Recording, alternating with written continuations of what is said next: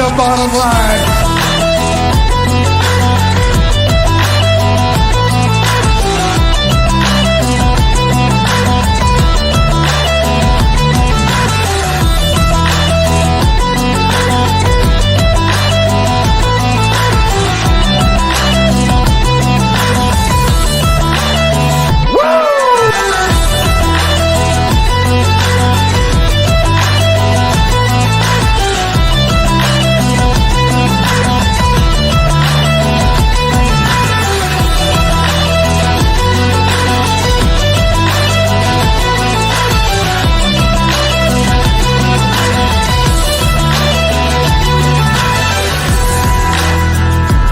You want a war?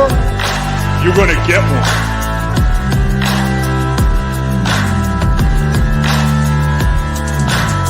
The cream will rise to the top, oh yeah.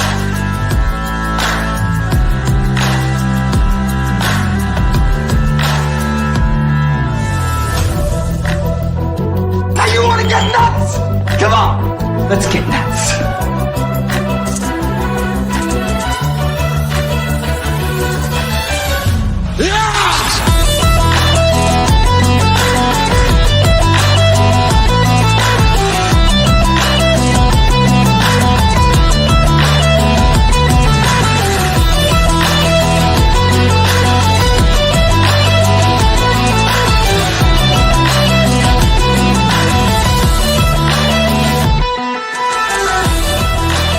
Hard work pays off.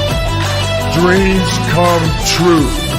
Bad times don't last, but bad guys do.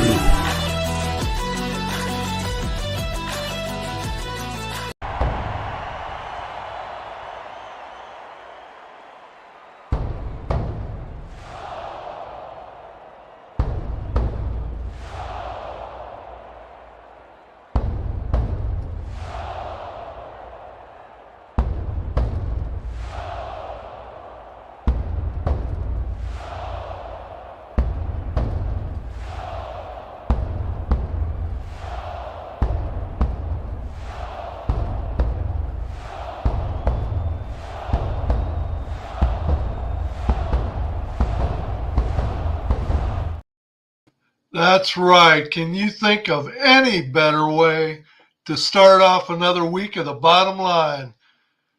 Minnesota Vikings 1-0. And when I went on to, I joined some Viking Facebook pages this week, and I want to show you the picture that probably won it all. Even though I call him Sam frickin' Darnold, let's bring on Caesar frickin' Darnold. Right there, baby. That is how Sam frickin' Darnold is being viewed in Minneapolis this week. Speaking of guys with a view, let's bring on the first guy who I made the point of driving all the way back to Iowa to tailgate with none other than the Chuck Long. And who did I get stuck tailgating with? This guy right here.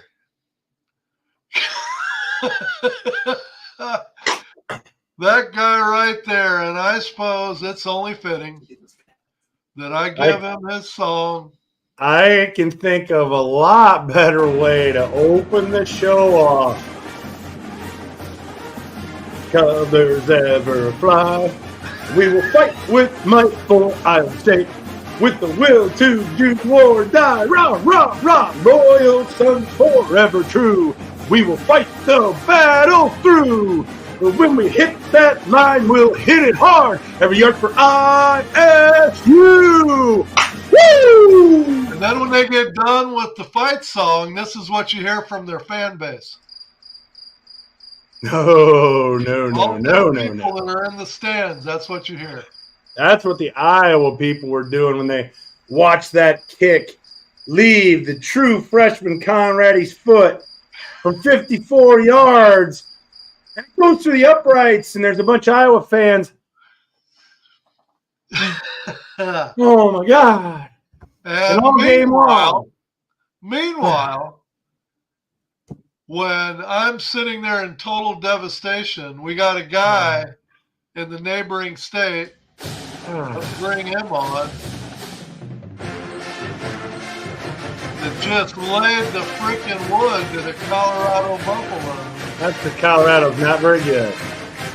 Chad, They got it done! They did it! They got it done! They did it! They did it! I want to tell you, Nebraska laid the wood to them. There's no doubt about that. That defense was awesome. The defense was fantastic. You're going to have to turn your They volume put up. the hurting on them. It was a bloodbath, man. I tell you what, there was probably no happier fan base besides Iowa State's fan base as Conradi put that kick through from 54 yards after the vaunted Iowa defense in 40 seconds allowed Iowa State from inside the 25 to somehow get into field goal range, 54-yard field goal range. And they showed the end of the game at Memorial and Lincoln. I wish I had the video for you. I have seen it. And when that field goal went through, Ed, there was, I don't know, what's Memorial hold, Chad? 90,000? 96,000, I think. There was 96,000 converted Cyclone fans sitting there right there in Memorial watching the Hawkeye fans. Yep. Oh, no. That's because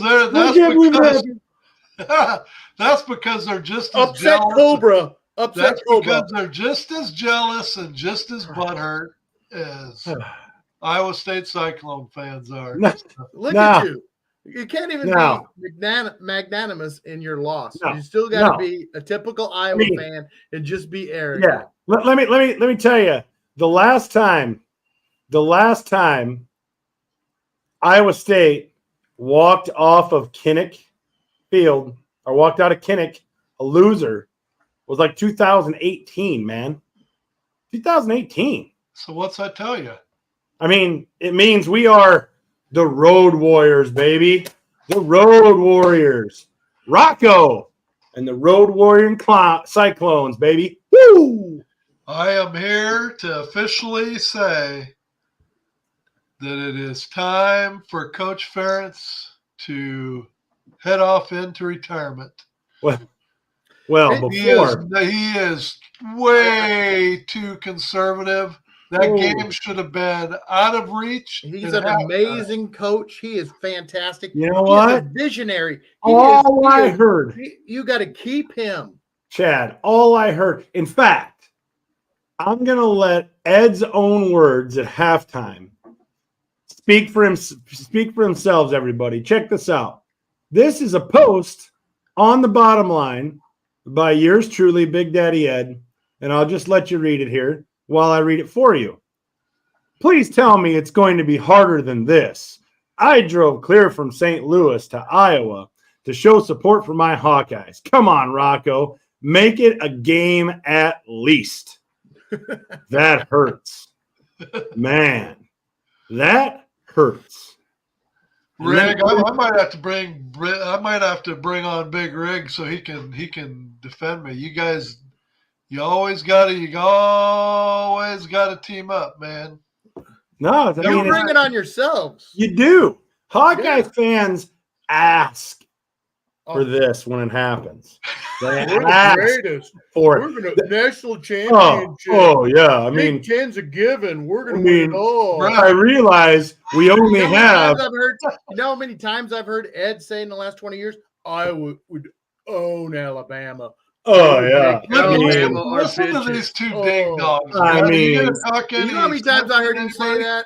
Oh, All right, let's get into it, or else we're gonna waste all 2 hours looking at these guys. I mean, we could. They don't believe in the old school. Don't kick a man when he's down, do they? All week long. It's the Hawkeye. All week long. It's just a gimme. All week long. And then guess what? I'm gonna really hate when Alabama loses their first game, and it is Yeah. coming. It's Tell me coming pretty about it. soon. Tell me about it. So let's get the real quick one out of the way quick here because I'm sure this probably isn't going to take too long. Let's start out with Eric's Big 12 power rankings. I'll even Probably only have to probably spend time on the first 2 or 3 teams, but everybody kind of slide off to the side, make room for it. you know You got to slide over. Yeah, there you go. you know what's There funny, you go. Ed?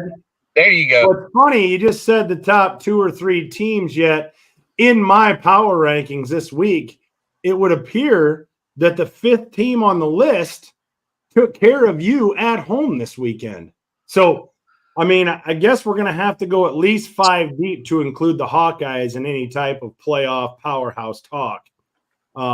They would probably be good enough to be about, I might give them 7th in these Big 12 power rankings, the Hawkeyes, but they're probably a little higher than the Big 10. But anyway, Well, that's better than what Chad would. And Chad had him behind Rutgers. So go ahead. They should be. I mean, what is Play Iowa Rutgers this proving? year? I mean, can they beat them? Actually, here's the deal: they probably didn't play them. Iowa only has 1 ranked team on their schedule. Well, now 2 because Oh, wait a minute. Do I get this right? That a team that just joined the Big 12 comes in as the number 1 ranked in your power rankings? Is that what I'm you saying? bet they're a Big 12 team, just like So- the team that came into the Big 10 is sitting in the number 2 spot behind the perennial powerhouse Ohio State. You saw what happened to Utah when their quarterback got hurt this weekend too. I wonder how long he's out for because they really need that kid. They do, and I kept them there only because of potential. Right. Because beating a hapless Baylor team 23-12 is not a good look for Utah, especially if he's going to be out. I think But they were up 17-0 or 20-0 when he got hurt. Yes, Though. And it's a totally different team without that kid. 100%. So I mean, it was close. Oklahoma State's definitely right on their heels. Oklahoma State's got a couple of quality wins in South Dakota State and Arkansas, I believe. Neither team has a real powerhouse next. I think Utah plays in-state rival Utah State, which they'll be fine there. It's not like in Iowa where Iowa plays Iowa State and gets beat quite often here lately. And then I think Oklahoma State has Tulsa, not a real big powerhouse there. But then, Kansas State is right there. They play Arizona.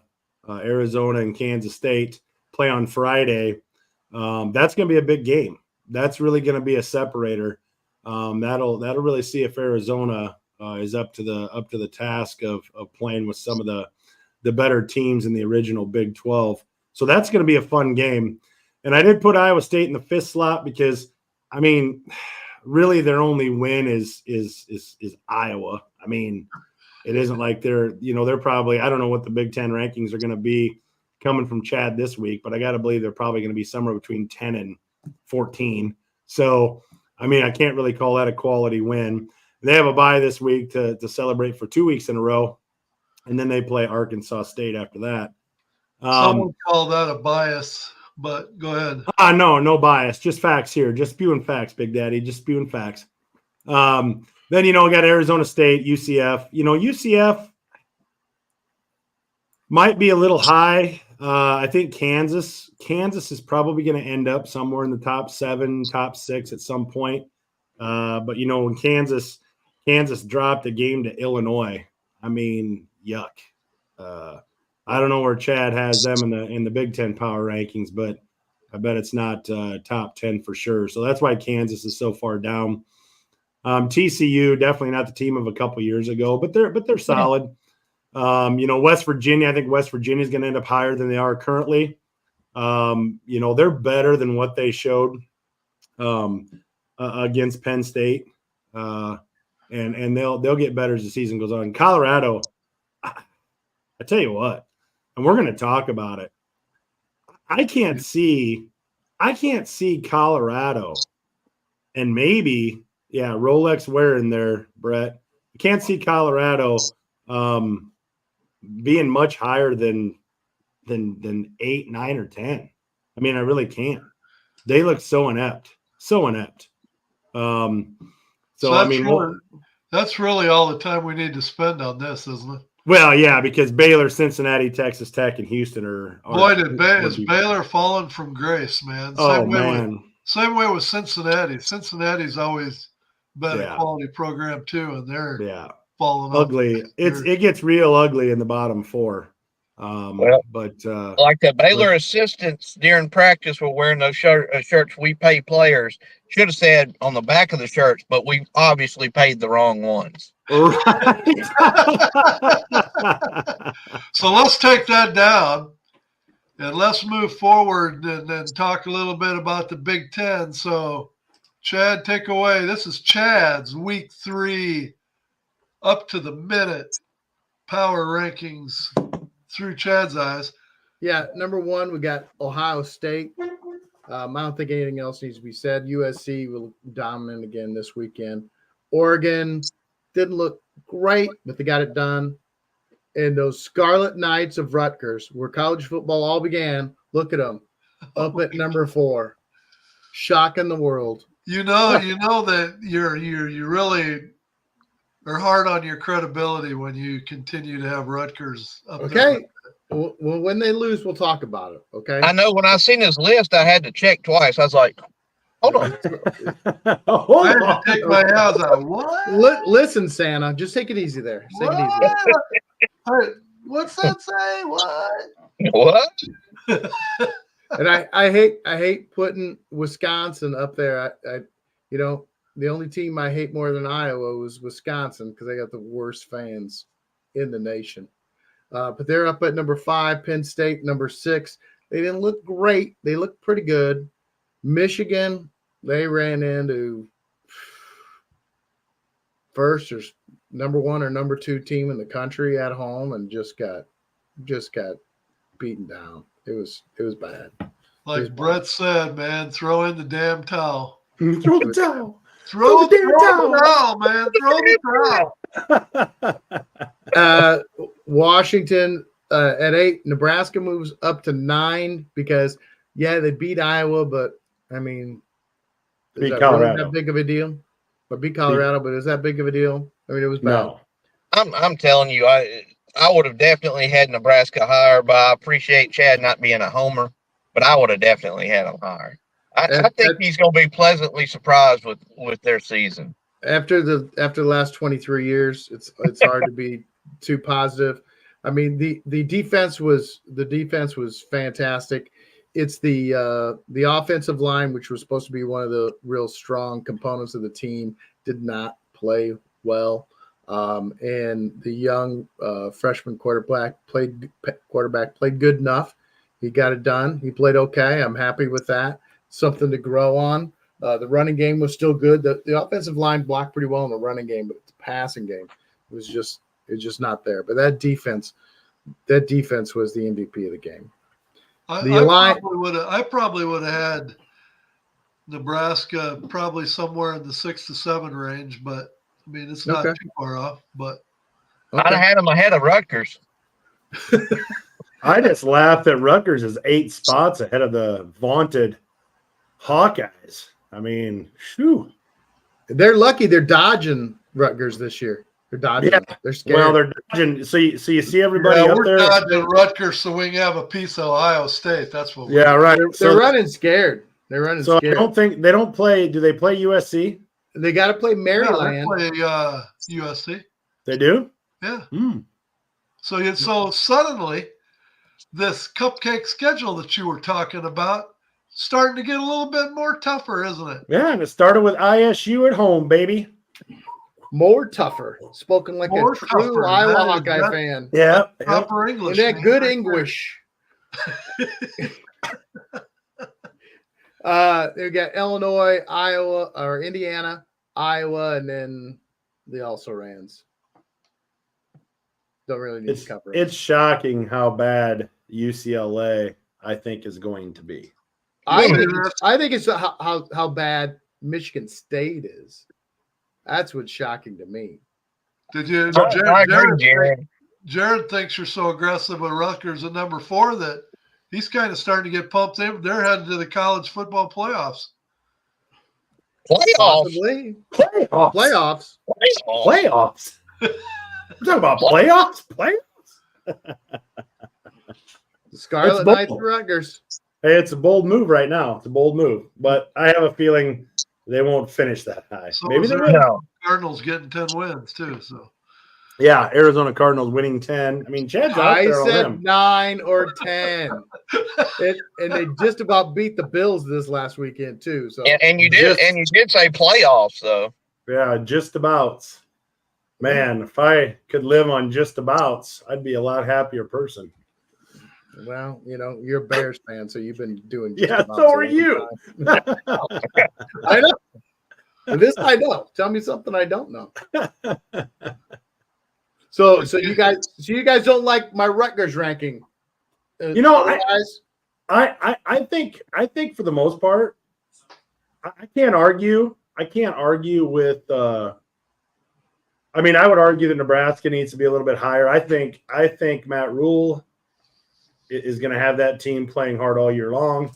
I think Raiola is the real deal. Mm-hmm. I think Nebraska is going to give a lot of those guys ahead of them. I don't know how Nebraska's schedule shakes out against the 8 teams in front of them. I'm going to say 7 teams because I don't believe in records at all. But the 7 teams that you have ahead of them, Nebraska is going to play each. They're going to play them tough. What about Oregon? We're overlooking those guys played so bad in week 1, almost blew that game. And I pretty much called week 2 and said that kid from Boise State, Oregon can't stop the run this year.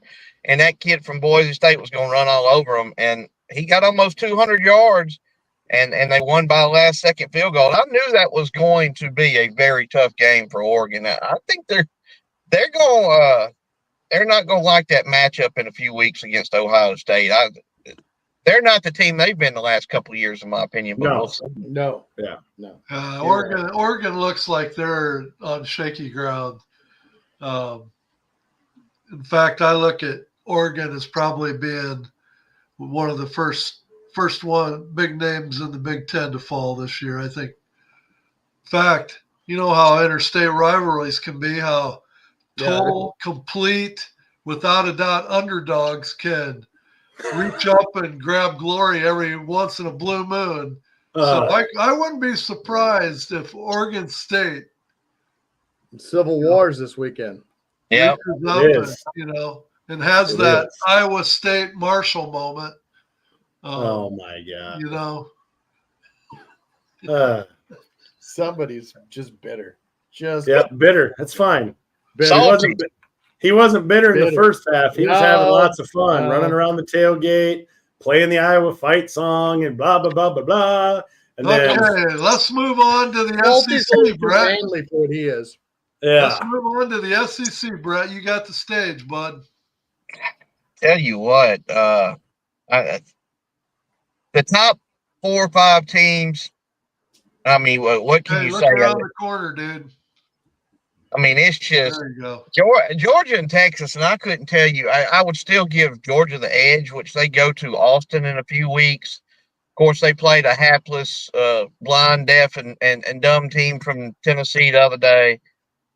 Texas went up to Ann Arbor and just owned Michigan. They walked the dog. They boat raced Michigan, and grant you, and a lot of people. This is by far not the Michigan we've seen the last 3 years.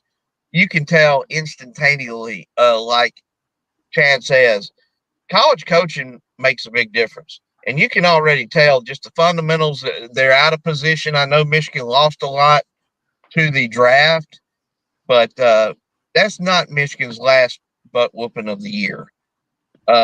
Then I've got Ole Miss. Lane's finally got a little defense to go with that high-powered offense of his. Tennessee, I mean, they really could have named their score against NC State and Charlotte the other night. They look really good, and I know their quarterback is not quite what he's going to be. I mean, he's a freshman, but they've got a defense too, and they're going to be a problem. And then I've got Bama at 5. Bama showed as well, coaching makes a big difference. And with Nick Saban, with the field and stadium being named Nick Saban Field at Bryant-Denny Stadium Saturday, there's big ceremonies before the game. And then him and his wife was on the sidelines right before halftime. And that last holding call by number 75, the right tackle that cost us a touchdown, it showed Saban on the sidelines. And he was just sitting here doing this.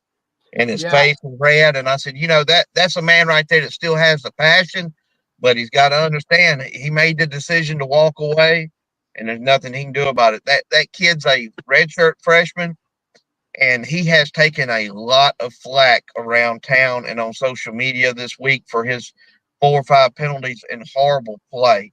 Once they finally replaced him, we scored 3 straight touchdowns and made it look like we were doing fine. But I'm telling you, we were within this close of going behind to South Florida in the fourth quarter. I just have a hard time believing after watching him this weekend that Nick is going to stay out of coaching. Tell you what, I really thought last year near the end of the year, I could tell for the first time since he's been here, he was a little tired and a little frustrated. So I thought that was either his next to last year or maybe he would do 2 years. And him and his wife talked about it. And the NIL and transfer portal really made the decision for him. He just said, I've had enough.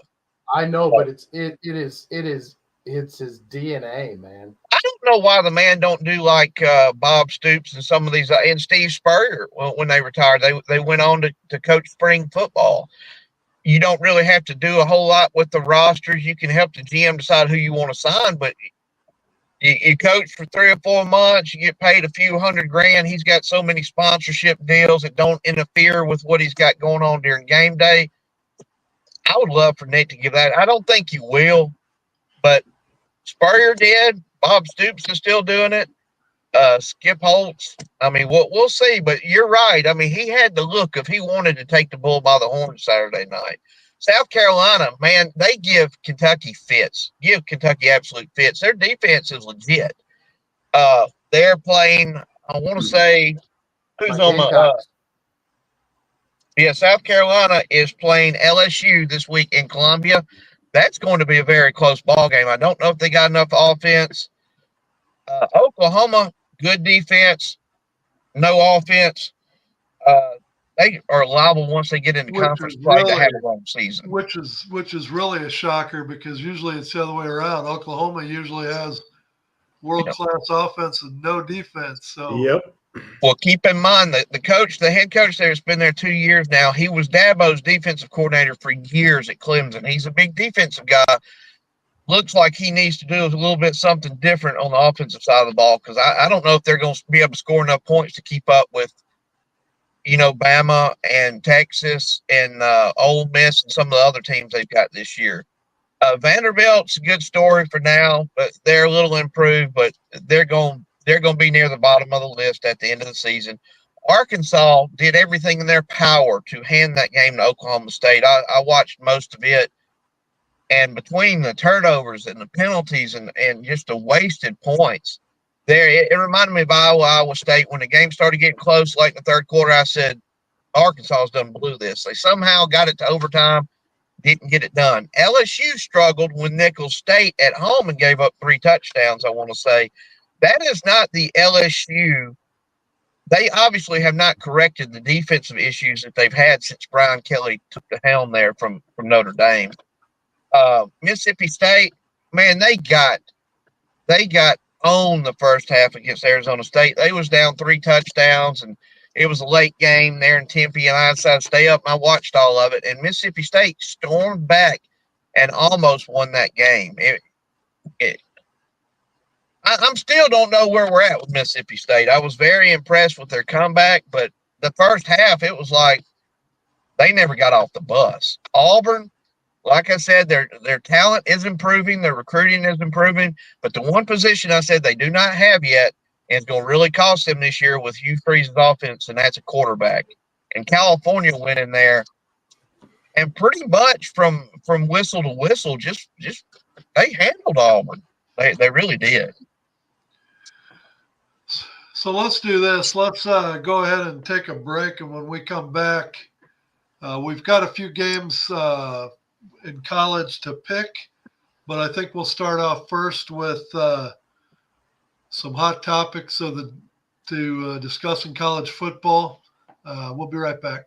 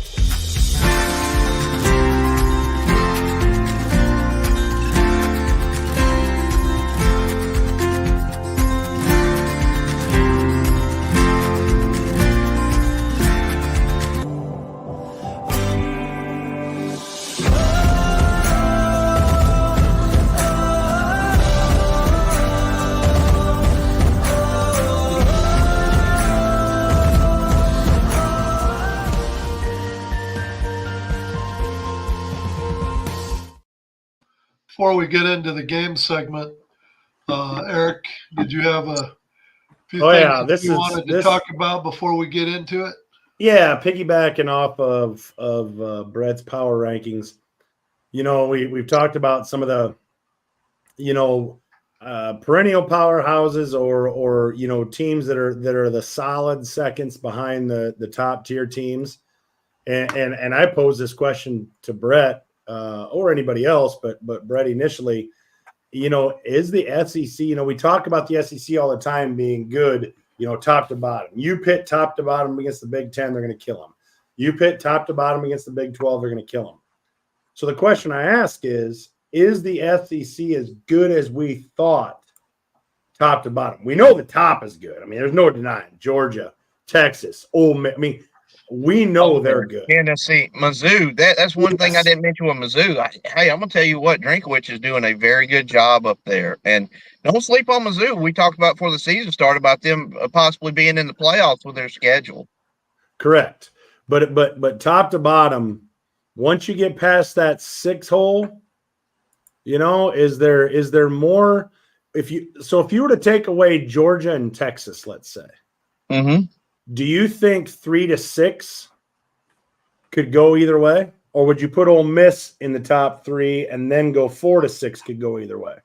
I could have flipped Ole Miss and Tennessee 50 times. Okay. I really feel like I cannot remember if they play each other this year. We've added 2 teams and there's so many teams not playing each other this season. But look, you take Texas and Oklahoma away. Tennessee or Texas and Georgia, Missouri, Ole Miss, and Tennessee could absolutely beat anybody. Now, I'm not saying they would, but they could absolutely beat anybody in the country. Alabama's got the talent to still beat anyone in the country. I wasn't pleased, and I've noticed some things the first 2 weeks that coaching makes a difference. And but now on the bottom, on the cellar dwellers, I mean, Vanderbilt, do we even need to go there? The big disappointment to me in the SEC, and should be, because there's been quite a few schools that has went after Stoops, Bob Stoops' brother, in Kentucky. And he's gotten a couple of raises there in Lexington. And I'm going to tell you what, guys, their program is going backwards. They've had a 9-win season, a 10-win season under him. And what I saw Saturday against South Carolina, a South Carolina team that has very little offense in Lexington, they got bulldozed. I don't know who Kentucky could beat in the SEC right now. Auburn, I still say if they had a quarterback, they're a 7-8 win team. They're a year away from being able to compete in the SEC at the top level. But no, on the bottom end, Florida finally put in their true freshman, DJ Lagway, I believe is his name.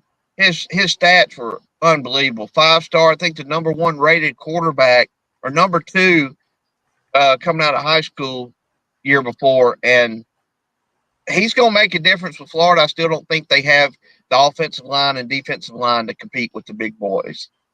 But Well, no, on the bottom end, there's some problems. Yeah. But the first 6 or 7, they can beat anybody in the country.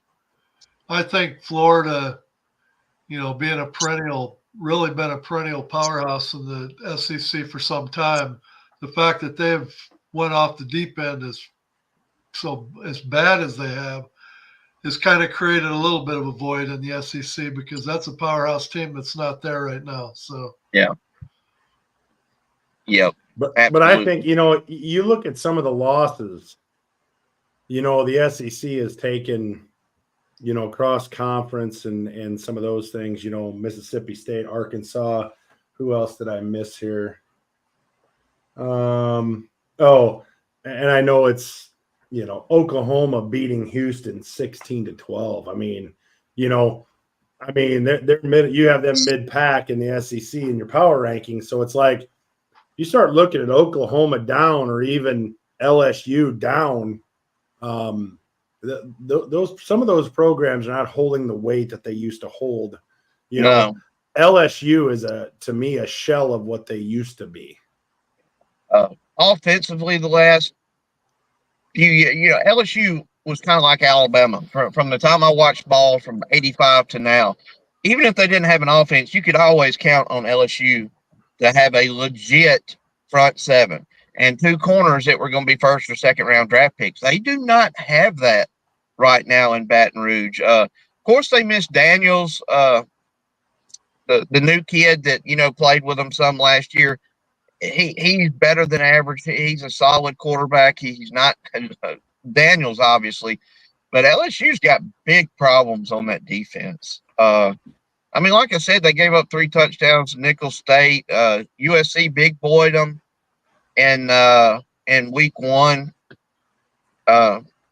There's some issues there, but then again, Missouri has picked it up. Tennessee has came back from where they were in the 90s to now. Tennessee's definitely a top 5, top 10 team. To me, Missouri is the sleeper. Missouri is the sleeper in the SEC. Yeah. Yeah. And I think Missouri is the team got a little defense defense in Oxford. Lane's finally got a little defense in Oxford, so watch out for him. I still, some of his play calling in big games, sometimes he gets a little Dan Campbell in him and should take the points and don't. And it has came back and haunted him in his coaching career. So their first big game this year, I'm curious to see, what happens there. How would Georgia you answer goes to Oxford this year? How would you answer this, Brett? Because I think you could see some of this. Jay points out the great receiving corps at Auburn will hit the transfer portal if there's no quarterback to help them show off their skills. What would you say to that? Well, like I told Jay, and I feel about Auburn like you do about Iowa, like Ed feels about. It's 365 24/7 here. There's people that can't even be friends on social media if you pull for Alabama or Auburn. It's that bad. But I'm realistic, and Auburn Freeze. Look at the recruiting last year. They're number 5 or number 6 currently. Now that is a danger, Jay, and I mentioned that was going to be their problem this year. They do have a top-notch kid committed. I still don't know if he's going to be, a Marshall or obviously not a Cam Newton or somebody like that. But that is a possibility. But Auburn's spending a lot of NIL money right now, and I think if they got to spend again to keep those guys for one more year and say, hey, we've got this guy committed, we've got this class coming in, they stand a chance to lose maybe one of those boys because they got 3 elite receivers in the last class. And with Hugh's offense, I don't know if they really need 3 even once they get that quarterback in. So it's a possibility you guys might lose one in the portal, but I think that the other 2 will stay put. I can't tell you who would end up leaving. But unfortunately, for me being an Alabama fan, I still think Auburn is headed in the right direction. But Saturday wasn't a good look. California's 6-7, maybe 8-win team, and like I said, they kind of 21-7 in Auburn, and Auburn's a very, very tough place to play. That was unexpected. I anticipated Auburn to beat them by 7-10 points. I didn't think they'd walk all over them, but It might be another 5-7 or 6-6 season in Auburn this year, although they do have a favorable schedule. So give us outside of Missouri. We've identified Missouri as being one of those sleeper teams. And obviously I don't think Ole Miss is a sleeper team. I think Ole Miss is really good. I don't think anybody's looking at them as, oh, where'd they come from? I think they anticipated that. Give me one more team that maybe, Ed and I, Chad, out of the SEC that by the end of the year we could be saying, wow, that was a hell of a team. Man, between Georgia, Texas, Ole Miss, Tennessee, Alabama, and Missouri, those teams are so much, to me, they're so much better than the other teams. Of course, Mississippi State could lose to Ole Miss. That's a rivalry. Arkansas, even though they blew the game Saturday, they really had Oklahoma State beat and just pissed it away.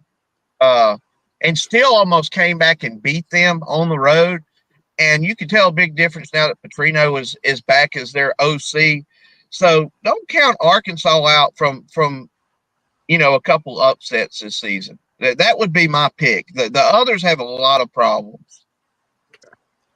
All right. Well, aside from the SEC talk, we have to go to piggyback on Chad's favorite. I mean, I don't know if you can beat a dead horse, but it seemed to be a pretty hot topic early in the week here.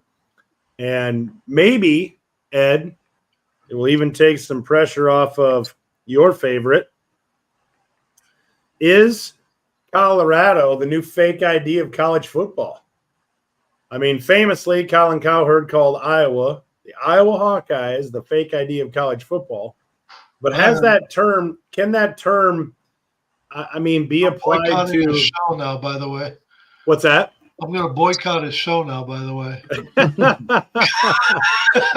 Well, but here's my take. 12 years ago.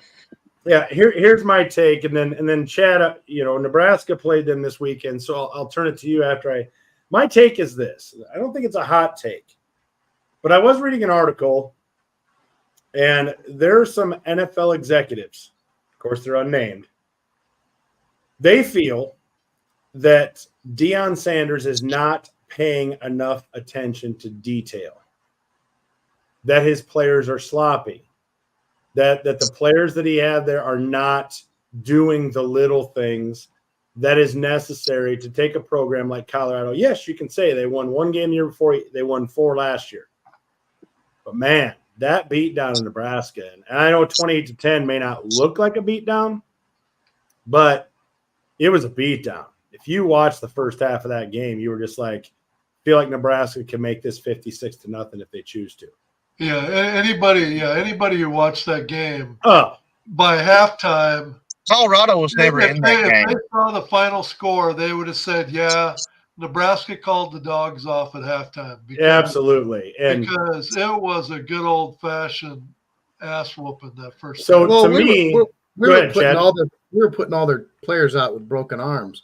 Yeah, listen, Deion clearly needs to not focus strictly on skill positions, because when he does his transfer portal, I don't know how hard he's hitting the lines, offense and defensive line.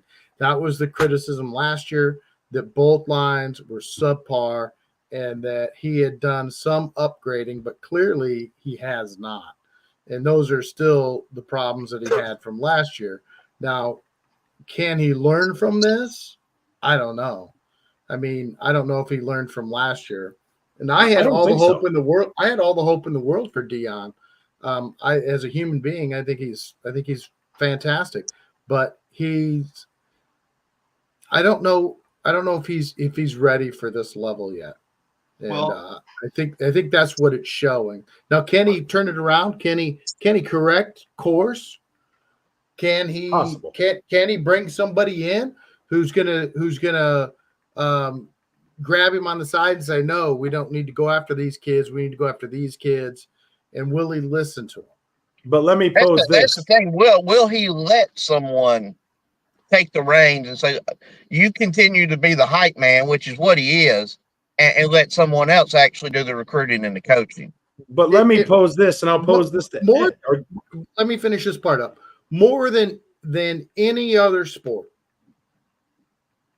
college football, you have to have a great coach, a great head coach. Whether he's great at X's and O's, great at scheming, great at recruiting, great at organizing, whatever it is he's great at, he's got to be great at that.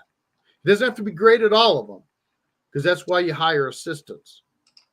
But he's got to be, and he's got to be a great hire of assistants. right. And he's bringing all these guys, coaches from the NFL, and they're coaching the kids. But he's got to be great at one of those things. And hype, being the hype man, is only going to take you so far. Get you the attention and the ratings, and maybe they get a bump in the enrollment, which I know they have. But Bear Bryant always said, surround yourself with people smarter than you. Right. And Yeah. I mean, Matt Rule said this weekend that the Will Compton and his podcast, Bussin' with the Boys. Will Compton's a former Nebraska player, right. and he had a whole thing he did on the board before the game, and they had the podcast down there and everything, and he talked about how, because that is such a watched podcast by young men and teenagers, that it was huge for him to be such a backer of his alma mater, and that's really helped Matt Rule in recruiting and all that. So, I mean, it takes being able to network with people to be able to do that. And if all you do is, and I don't know if this is what's happening, but if you're belittling people and you're dismissing people, then you're not networking and you're not getting their cooperation, and that hurts. But I've got a very hot take for this subject. If y'all give me a second, I mean, I'm very opinionated about the subject, but y'all go ahead. But don't you think that being a hype man, and quite frankly, I've listened to, a lot of his speeches to the team, and I'm like, man, I'm pumped up, and I get that part of it. Okay, that's Deion. I mean, when he says something. Right. What he's done in the NFL and all those types of things, his whole career, when he says something, as a young man, you better listen. Right. But if that's where it stops, right. If that's where it ends, that part is never going to get it done. That part is never going to take Colorado to the next level, because, I mean, let's face it, I could go in there and say what I want, and what, but if you don't have if you don't have the ability to be detailed, I mean, Nick Saban's a great example. I mean, all these college coaches. I mean, Matt Campbell's a good example. They're detailed. It's about the details. It's how you build your program. It's not just getting out there and saying, men, you're representing Colorado. You're playing for Colorado, and I was really good when I played. And if you're not on the bus, you get off the bus, and half of you aren't going to be here. It's so – the game of football is so much more than that. That is a big part. But the game of football is so much more than that. And I think, according to these NFL executives, that's the part he's missing. Either what Chad said, he's not hiring the right guys that are making up for his inability to detail, if that's what it is. I think he's hiring buddies is what he's doing, I think. To me, that's what it looks like. I mean, Every time you watch a Colorado game, who's on the sideline? Right. Buddies. Yeah, buddies and pals and stuff like that. And I'm thinking to myself, those kids don't need your buddies. Right. Kids don't need your pals. They're so used to high profile people coming in and out of the doors now, they're probably almost immune to it. Yeah. It's probably just another day at the office. I think what Colorado needs is they need that attention to detail. They need somebody laying it out for him. And here's what we got. I think Deion has a grand plan, but I don't think Deion has the little parts within that grand plan. And I think that's probably why. To me, the perfect example is Jimmy Johnson. Jimmy Johnson, great coach, great college coach, great NFL coach, Hall of Famer. He was not an X's and O's guy. He wasn't going to break film down and tell you how to scheme and beat somebody. He had Butch Davis and Dave Wanstatt and offensive coordinators. He had those guys for that. What he was a leader. He galvanized everybody. He scared the shit, excuse my language, out of the players who needed it scared, and he patted the ones on the butt that needed to be patted. And he knew how to treat each player individually. Right. And he knew how to lead men. Right. And that's the most important thing you need from your head coach, is somebody who's going to lead men. Now, you can have Bill Belichick, who can outcoach anybody X's and O's, and then he can also lead men. So, but you don't necessarily have to be a super X's and O's guy. And Deion doesn't have to be that, but if he's not going to be that, then he's got to be. He's got to find it. He's got to find it. He's got to be a leader of men. Well, Deion spent time. I don't know if the press conference was today or yesterday, but he kind of went to bat against everyone that's saying he just worries about the transfer portal and that's it. He was trying to show that he had 17 incoming freshmen, and he said that 9 of them have played, and then he had walk-ons of like 7 or 9 walk-on freshmen, and some of them had played. So he was trying to kind of squash the idea that he's not doing any recruiting besides just looking at the transfer portal. You remember, I keep up with recruiting, and now I haven't looked at it in a week, but you remember when I brought up the recruiting rankings last week, I want to say, were they 102nd or 112th guys in recruiting? I can't remember, but it was like, it was up there. It was, I mean, you had to go to the 4th and 5th page, which is 25 teams per page. And I feel, and look, I don't have any kids. I don't have a son playing ball. He reminds me so much, and I like Deion. I grew up, he was one of my favorite players. That was the first pro game I went to. Was to watch the Falcons, the Dirty Birds of Jerry Glanville against the Rams. So I was a Deion fan. I like Deion. I just feel that he reminds me so much of Lorenzo Ball right now, pushing those boys, especially Shedeur, the quarterback, and that is his agenda, and he is putting that before anything. And I don't want to call names or belittle him for it because I don't know. I don't have kids. I get it. I get it. But I'm wondering, and I've seen a lot of other talk about this, that when Shedeur's gone next year, they don't expect Deion to be at Colorado, and I don't either. It doesn't seem to me like he's there for the long game. And now I don't know what he's going to do after next season. But I mean, even the band thing that came out this week is true.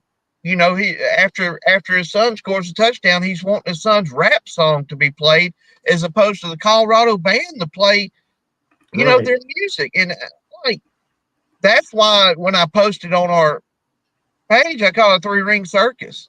And people, I mean, I got attacked for it and said, "Oh, it's just because you don't like him. It's just because he's this." I'm just calling it the way I see it. I mean, I like Deion. I kind of want him to succeed. But again, it seems like it's a lot of mouth and a tiny bit of substance. Go ahead. No, I mean, that's really, I mean, I've made my opinion known. I mean, I have nothing against Deion. You can't help but like the guy. He's got that charismatic personality. And, like Eric said, he's a motivator and all that. But you've got to have a detail-oriented person to go over I mean, they showed the video the other day of Kirby Smart literally has mimicked Nick Saban. He followed Nick around for a dozen years, and now Georgia is Alabama East. he's so anal and so detailed about everything that they showed him copying Nick. Like when Nick was here, put your shirt tail in, coach. We got a lot of kids with their shirt tails out. Now they show Kirby on the practice field in Athens. Get your shirt tail in. And he said, you know why I'm like that? So little things like that make a difference so you don't turn around and make a big ass mistake. Yeah. Deion is not, you've got to have someone that is an ass about every little thing. You know, But Tom don't you think- Osborne, Bo Schembechler, Bear Bryant, Joe Paterno. Deion's, I'm not saying he can't be successful, but he's way over here compared to those guys. So what we've talked about here, you know, Eric and Brett, you guys brought up great points, and what it made me realize is here's the source. To me, this is the source of the problem. So Deion was so great that he could do all of those other things. He could be his own hype man. He could wear all the jewelry and say all the crazy things. He could be in all the commercials. He could play in two sports. He could take a helicopter from one game and play in another sport in another game. Phenomenal athlete. He could do all of that. But guess what? Not everybody can. Not everybody can perform with all the crazy distractions around.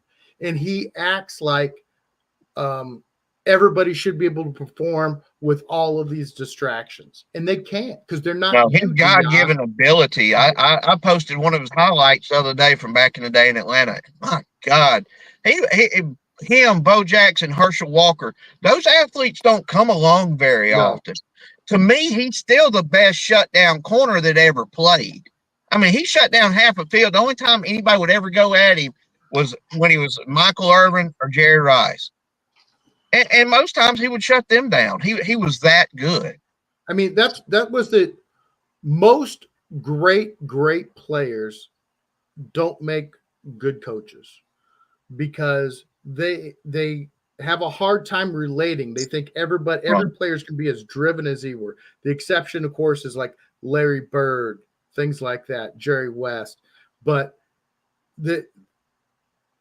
he expects everybody to perform like he performed, and everybody isn't capable of that. No, they don't have the God-given ability that they don't. Had, you know, just be able to handle it all and just be able to compartmentalize everything and be able to have the mental toughness or the wherewithal to be able to take these high stress situations and all of everything that's going on, a dozen balls in the air you're juggling, and then just go out there and perform. Not everybody. There's a very small fraction of athletes who are capable of. So we're going to. When it came to punt, kicks, returns, he was Devin Hester before there was a Devin Hester. I mean, he was that good. We're going to have to move on, and we're going to be here till 3 a.m. So let's do this. We're going to have to just do a quick power pick segment for college so that we can move on to the NFL because we got a lot of stuff to talk about when it comes to the NFL. So we got to wrap up our first hour of college. So we'll just do a quick pick here. Just to let you know, last week, Chad won the week. No, Eric actually won the week at 9-2. He's back, ladies and gentlemen. Chad is winning the overall at 13-5. So we'll let Chad go whether he wants to go first or whether he wants to go last. You tell me, Chad, since you're the top dog. So, well, why don't you guys go first? Because I don't have down what games. Okay, so the first game we're picking Friday, 7:00 p.m. on Fox. Number 20 Arizona is at number 14 Kansas State. We don't really have time for much commentary. So, Eric, who are you taking? Kansas State at home. Kansas State. How about you, Brett? Might as well stay on the bottom. Arizona, too much offense. I'm taking Kansas State. So we got 3 Kansas States, and Brett's on an island. We got Saturday at 11 o'clock. We got number 4 Alabama making their way to the bounce-happy Wisconsin Badgers. I tell you, Alabama is favored by 16, which is a pretty big number for going to Wisconsin. So I'm taking Alabama still, of course, but Eric. I would take Wisconsin if we were doing the spreads, but I'm going to take Alabama. Yeah. I am Camp Randall's a nightmare. Those people should all be jailed. I'm going to go Alabama. Well, when you get about 10,000 rednecks up there, so we'll see how that turns out. Well, just wait. You just wait till Monday when you hear, because everybody's going to call in and say they were throwing buckets of pee on me while I was watching the game. Well, I'll hear a lot of jail stories then. Alabama in a close one. They're going to play poorly again because we've got Georgia coming to town next week, but Alabama in a close one. Okay, Saturday we got on ABC at 11 o'clock, we got number 16 LSU traveling to the South Carolina Gamecocks. I will go ahead and go first. I took LSU. I'm going to take my Gamecocks of South Carolina, the original USC. Let's go, Cox. Who you got, Brett? He just had to throw that in there. I'm going with Cocky. That's their mascot. I'm going with Cocky. That's a boy. That's a boy. That's a tough place to play. LSU just don't have no defense. It's going to be a very close game either way. Don't leave me hanging, Brett. Come on. South Carolina. Here. South Carolina about 3. You're going to leave me hanging. Okay. All right. Eric? We're really looking like a bunch of white guys here. Okay. Yeah, we do. Very organized. We should be playing music. Give me South Carolina, close one. Wow, I'm on an island. All right, final game for college. Saturday at 2:30 on Fox. Number 9, Oregon. Interstate rivalry game with Oregon State. I'm going to go Oregon, but they better play better than they did this last week. You know what?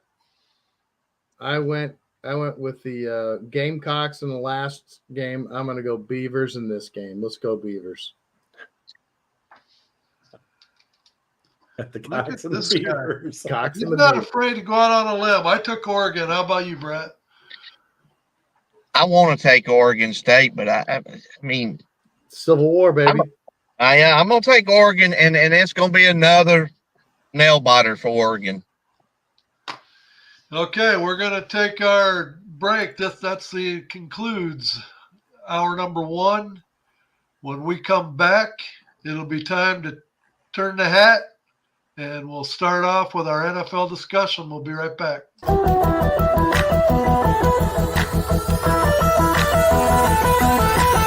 And that's the bottom line.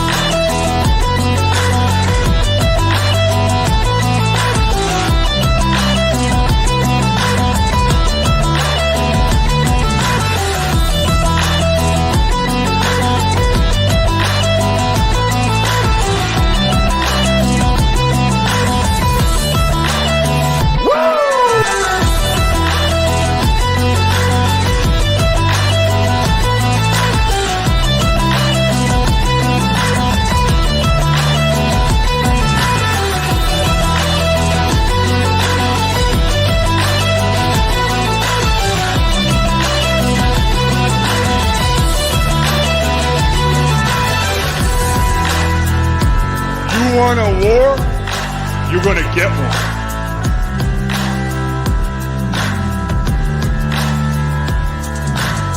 The cream will rise to the top. Oh, yeah.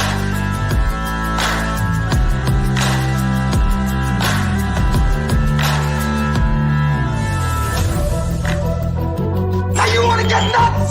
Come on, let's get nuts.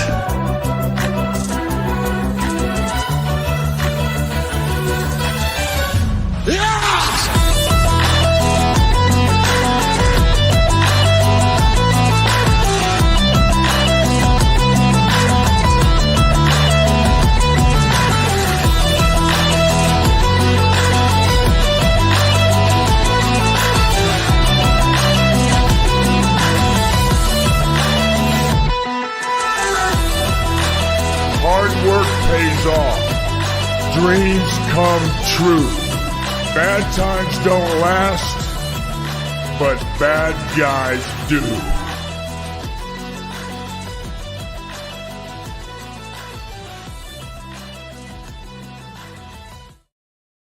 So we had a big week 1 of the NFL. And, what's that I hear? Oh, yuck. Come on. Oh, yeah. That seems only fitting to play that. But, You better play that all you can now because you're not playing the Giants every week, buddy. So anyway, what we're going to do here is I know that Eric put together some studs and duds, but I'm going to ask him to maybe try and keep it to just the NFL and not the college because we've already spent enough time on college. The cream will rise to the top. Oh, yeah. Okay, Eric, you got it, NFL. All right, here we go. Going with studs and duds. We'll start off with the studs first. I threw this in here just for you, Ed, because I don't anticipate seeing a whole lot of it. But I did give a stud nod to Sam Darnold, who threw for 208, 2 touchdowns. He did have the interception, but it was the hapless Giants. But hey, you're calling him Caesar and the savior of Minnesota now. So I decided to include him on the studs list this week. Flip I thought I known you was going to start with him. I Yeah, don't want there you to go. put that Yep. up there. Yep, flip flopping like a politician. He's definitely on the stud list. Oh, yeah, he's a flip-flopper. Though this is not attainable, and I don't think this is what the Buffalo Bills have in mind, Josh Allen had himself a day, and I think, unfortunately, he's probably going to have more of those days with as depleted as that team is offensively. He threw for 232, 2 touchdowns. He also ran for 2 more for 4 total touchdowns. Unfortunately, I think that's the kind of effort Buffalo is going to have out of him for them to be successful this year. The one that got away for Cleveland, maybe a little bit of both. Baker needed to do a little growing up, but man, did Baker Mayfield have a day for the Bucs, 289 and 4 touchdowns. They got to be looking at their situation with Deshaun Watson going, what did we do? It only gets worse in Cleveland. And then Jordan Mason, 147 yards on the ground for San Francisco. That's a big night for him, big day for him. That guy was an animal. He was an absolute animal and filled in for Christian McCaffrey very admirably. And of course, I would call this the biggest stud of the week, and I'm sure that Chad would as well. Let's give a big shout out to the Bears defense. Whoa. Throw a pick 6, throw a block punt in there for 6 more. They needed all of it because it took the defense to win the game for us with the way the offense played. So my oldest son and I were texting back and forth, and I go, "This is very 2006." Oh yeah, no doubt. Like, let's bail Rex Grossman out again. Let's just hope Caleb Williams is not Rex Grossman here. So a couple honorable mentions: Derek Carr for Carolina, although they were playing for the Saints, they were playing Carolina, the hapless Carolina Panthers. And J.K. Dobbins as well rushed for 135 yards and had a touchdown as well. Yeah, Mr. Achilles heel. Yeah, yeah. Did you want me to start off your duds, or did you? No, I'm just going to roll right into the duds for time's sake. Yeah, just right in for time's sake, because the duds are – this team's going to be on the dud list, I think, the entire year, which is the entire Carolina Panthers. The organization, everything, just yuck is all I can say. I don't know what they're doing there. I feel like they're more talented this year. But, man, they were getting rolled by the Saints, and I don't think any of us think the Saints are going to be a juggernaut by any stretch of the means. So Carolina gets it. And we'll talk about this further, but, Joe Burrow losing to the Patriots? Oh, come on, dude. It makes me wonder. They were talking about it today that old Joe Burrow during the game several times was shaking the hand and whatever. They're pretty much convinced he maybe has problems with his throwing hand. Yeah, and we'll talk about that when we get to our hot topics. But, man, Joe Burrow, you have to be better than that. 0 touchdowns, 0 interceptions, 164 yards for him in a loss to the Patriots. And then I mean, what happened to the Browns and the Jets defense? I mean, what was that? The Browns defense just got cooked. I got, yeah. Oh, Brett's waving. What is it, Brett? What happened to the Browns and the Jets defense? Man, I'm gonna tell you what. I've got to give my buddy Marty and Russell some credit. How about them Cowboys? No, we're not talking about the Cowboys. We're on the Shut up. done. So That's what happened to Cleveland's defense. Look, guys, hey, I get it. I know Stephen A. Smith is actually right about this one subject. The Dallas Cowboys come playoff time is a totally different team. Yeah. I'm gonna tell you that team. What I watched the other day, dude, they just rubbed Cleveland. And look, Micah Parsons might be one of the best defenders in the league. Is one of the best defenders in the league. Diggs is back at corner. Watch out for the Cowboys, man. Cowboys and Eagles. That's going to be fun to watch this season when they hook up twice. Well, it's regular Cleveland's got season. big problems, man. Deshaun Watson,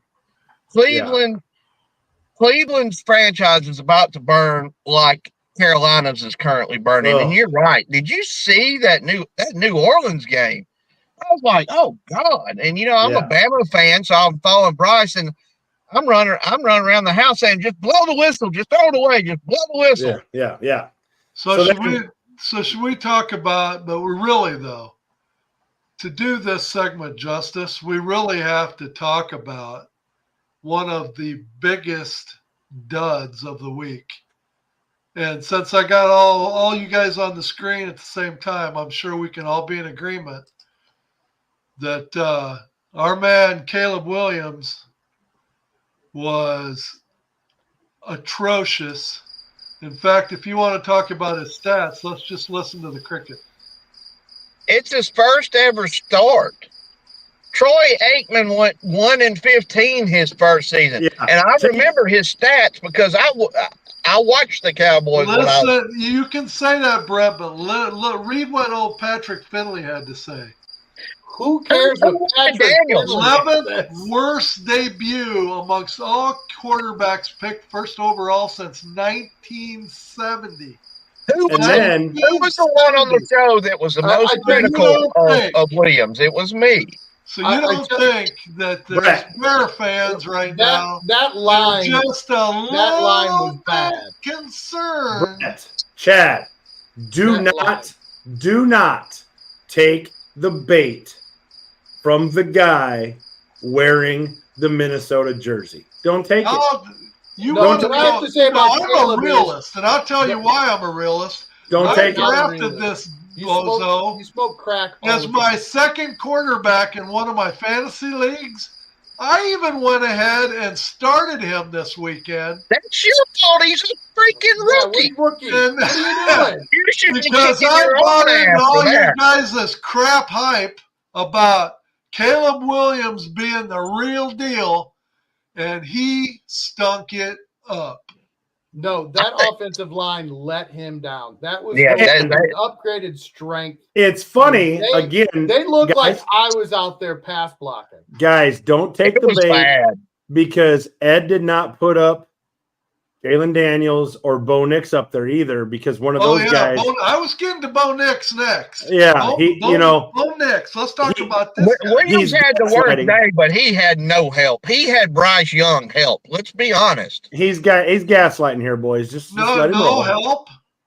Who's been touting Chicago's wide receiving core all during preseason? You better hope. Look who he's got to throw the ball to. And you better hope that he doesn't figure it out because we don't play you till like the 12th week of the season. So you better hope he doesn't figure it out. Everybody, when Minnesota doesn't play that JV team from New York, they actually play who they got this weekend? Who do they play this week? Brock Purdy in the San Francisco. We'll see how Sam how that worked out for him last year when they went to Minneapolis. Again, we'll see. We'll see how it works out for them this next week. I think league wide, like every year, the offenses are terrible in the first couple of weeks, and Mhm. they used to be bad, but now they're terrible. 3 preseason games, they play in 1. Yeah. They don't play in the other 2. There's 1 practice a day. There's no more 2-a-days. There's no more hitting. There's no more full pads. I mean, when you And guys, we're a big spring football fan. The players in the CBA have chosen to do this. Right, And right. they're gonna play like crap the first 3 or 4 weeks of the year until they get more time actually playing. Okay, so Caleb Williams Offensive line is the slamest position in football now in professional football is the offensive line. We see that every year with spring football. I mean, Eric's right. It's going to take them a little while to get their feet under them, the offensive lines, because most of them got dominated this weekend. So using that argument, Sean Payton being the quarterback guru, and Bo Nix getting plenty of preseason time. Now let's not say Bo Nix was being held out of the preseason. He got to play the whole preseason. What does he do in week 1 at Sean Payton's direction? 26 for 42, 138 yards, 26 completions for a whopping 138 yards. What does that tell you? That he was doing nothing but dumping the ball off the whole game. No touchdowns, 2 interceptions, a quarterback rating 31.3. Who in this panel has been touting Bo Nix? Do I need to go back? I haven't.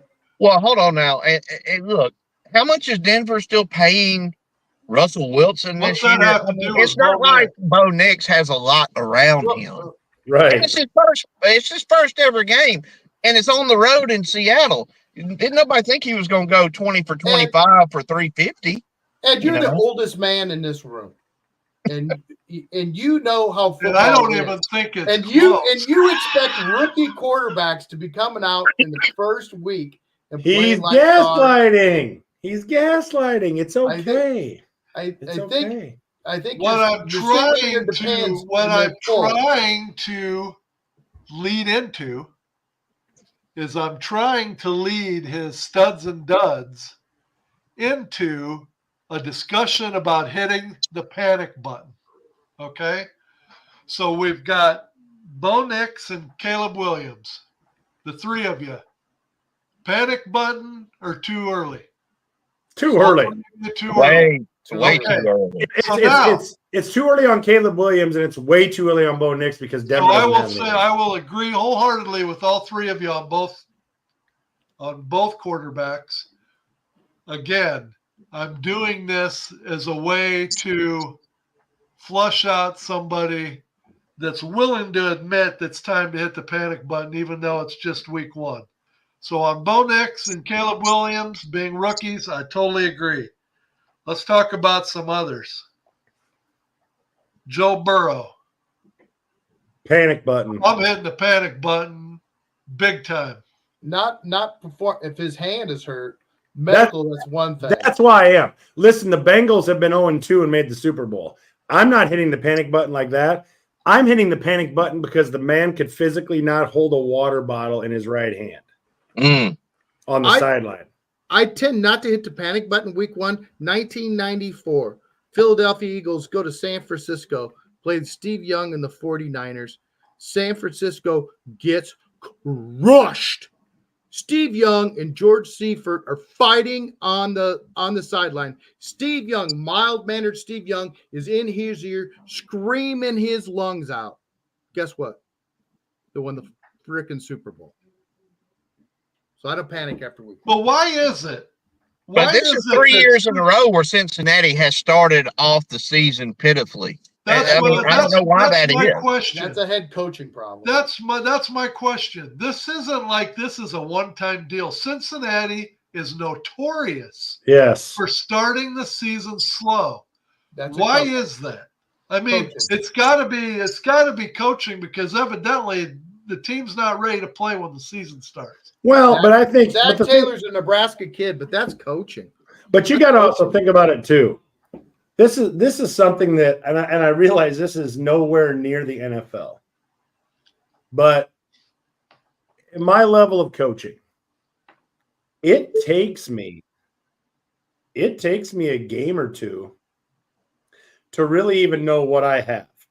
In fact, today, I just put some plays together based on what I've seen just in practice to help scheme guys open, change some pass patterns up, and things like that. I have to believe that it's the same way at the NFL. You may think you know what you have, and then when you get to the game one, you don't have what you think you have. I mean, these plays that I drew up today, they may be nothing burgers. But I think I have the players to make these things work and these things to get those players open. I have to believe in the NFL and college and all the way down, it's kind of the same thing. And I think some of these coaches, they fight it. This is who we are. Like, you think about a Jim Harbaugh.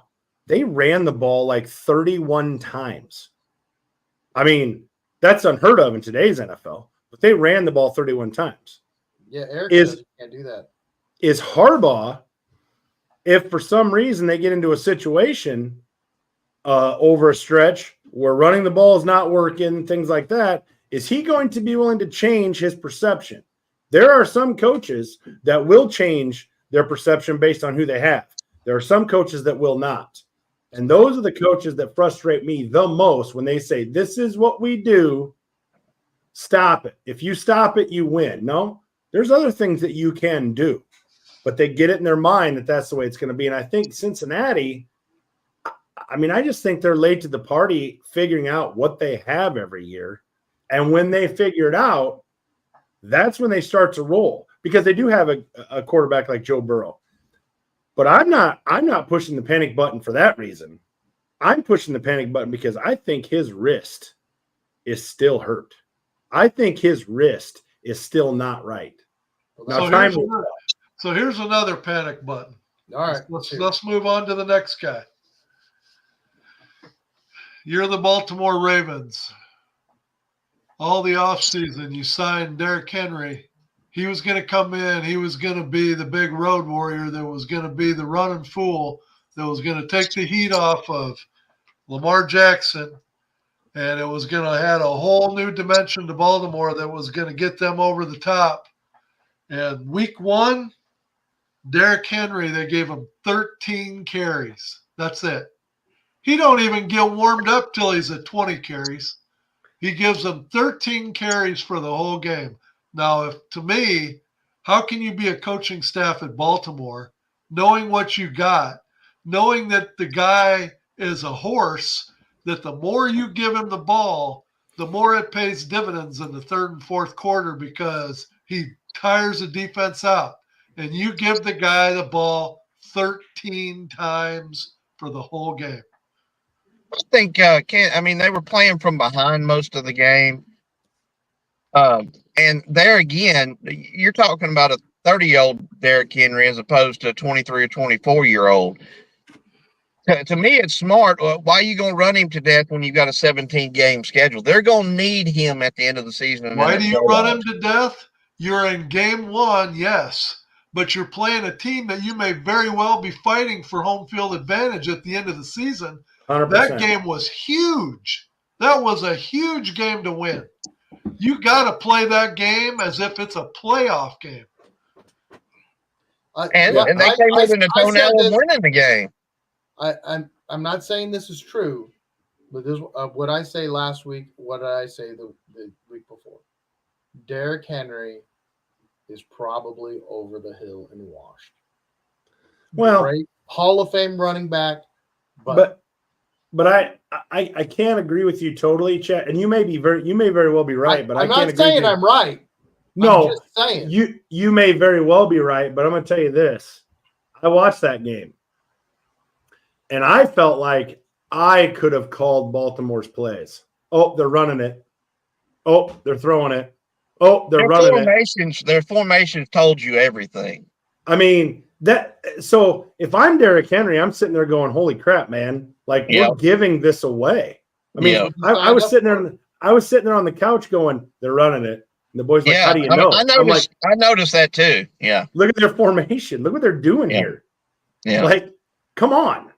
I mean, so I don't push the panic button for Derrick Henry, but I do agree with Ed when he's one of those backs that gets better the more he touches it. Yeah. And I think they better start thinking about allowing Derrick Henry to touch the ball more than to have Lamar Jackson running around. And I get it. It's Kansas City. He was probably hyped up. He was probably trying to do more than he normally would. But those carries have to go to Derrick Henry. You cannot have Lamar Jackson out there taking some of the hits that he took, or he'll never make the season. He'll never make the season. Derrick Henry's built better than Lamar Jackson is. So less predictability. Give Derrick Henry those runs. And I realize they may not have been design runs for Lamar Jackson, but he's still out there running. Give Derrick Henry the ball. Beat that defense up. And in the fourth quarter, here he goes. I mean, that's my opinion. But I push the panic button not just for Derrick Henry, but man, they've got to figure it out. They can't be predictable. If I'm Joe Schmo sitting in Iowa saying, "Up, they're running, up, they're throwing," then I guarantee you Kansas City was doing the same thing.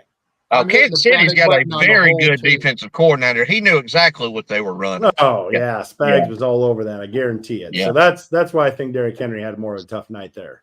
I'm not necessarily. Yeah, I'm pressing the panic button on the whole Baltimore team. I mean, they did play the two-time defending champions in Kansas City, and was within this close to going to overtime or going for two in the win. Whether we agree with that move or not, it's not like they got boat raced. I mean, it was a hell of a game.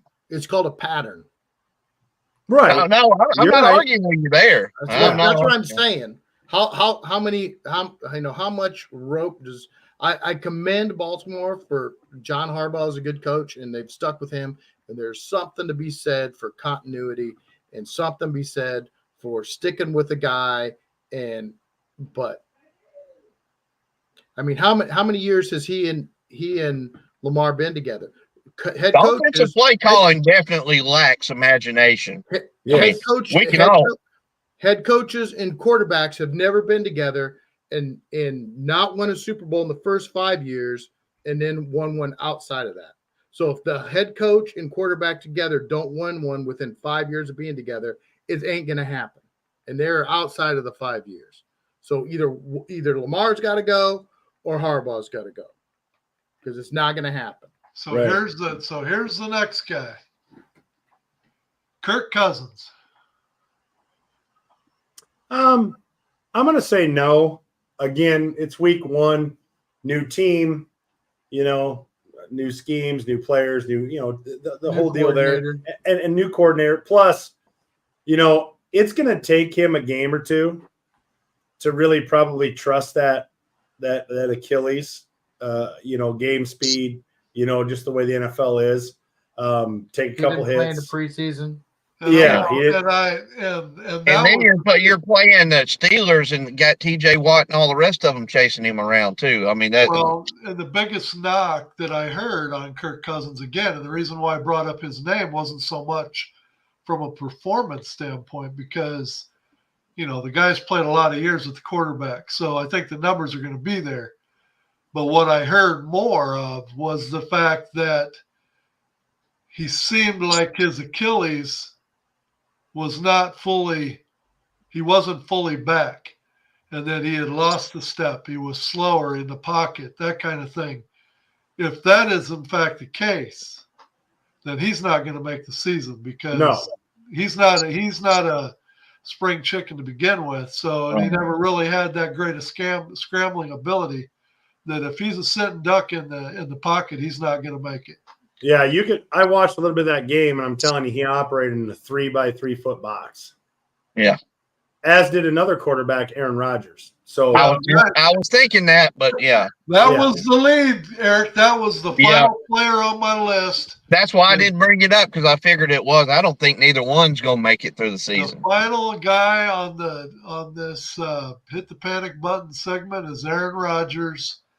I got my thoughts, but I'll save them till the end. So you guys let me know whether you think it's panic button or no. And obviously I had the Jets defense on the dud list, and I also had Aaron Rodgers on the dud list because I know you're playing the 49ers. But you cannot come out with all the weapons that the Jets have. And they do have weapons. There's no question.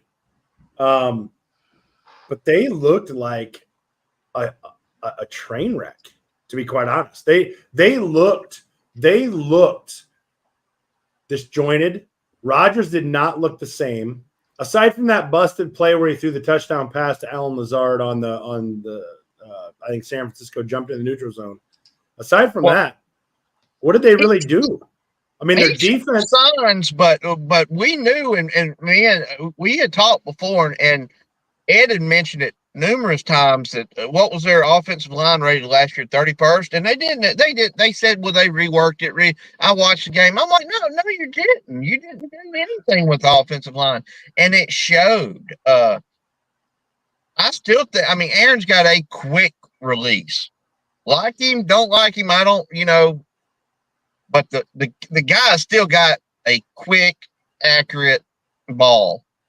But he did look like he lost a step, and behind that offensive line, that spells trouble. Well, and again, he's operating in a 3x3 foot box for the most part. That's going to get him killed.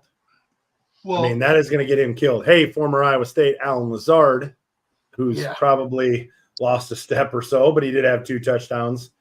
But I guess their schedule's favorable here after the 49ers game. But the biggest question to me is, and probably more so than pushing the panic button on Rodgers, what happened to this Jets defense? What happened to the Jets defense that was, in the top 5 and in almost everything that was great, and that was going to be what was going to keep Aaron Rodgers on the field, and how the Jets were going to do this. The Jets they got one guy that refuses to play that's already been fined $3, $4, $5 million. I don't know where my Bama boy was, because he was getting double teamed all night. You still can't block him. Time of possession was 39 minutes. 49ers 21 Jets. Yeah. But the reason why I would say, it's easy to say push the panic button, but the reason why I wouldn't for the Jets, and not even, not only Rodgers, but the Jets as a whole, their next 4 games: Tennessee, New England, Denver, Minnesota.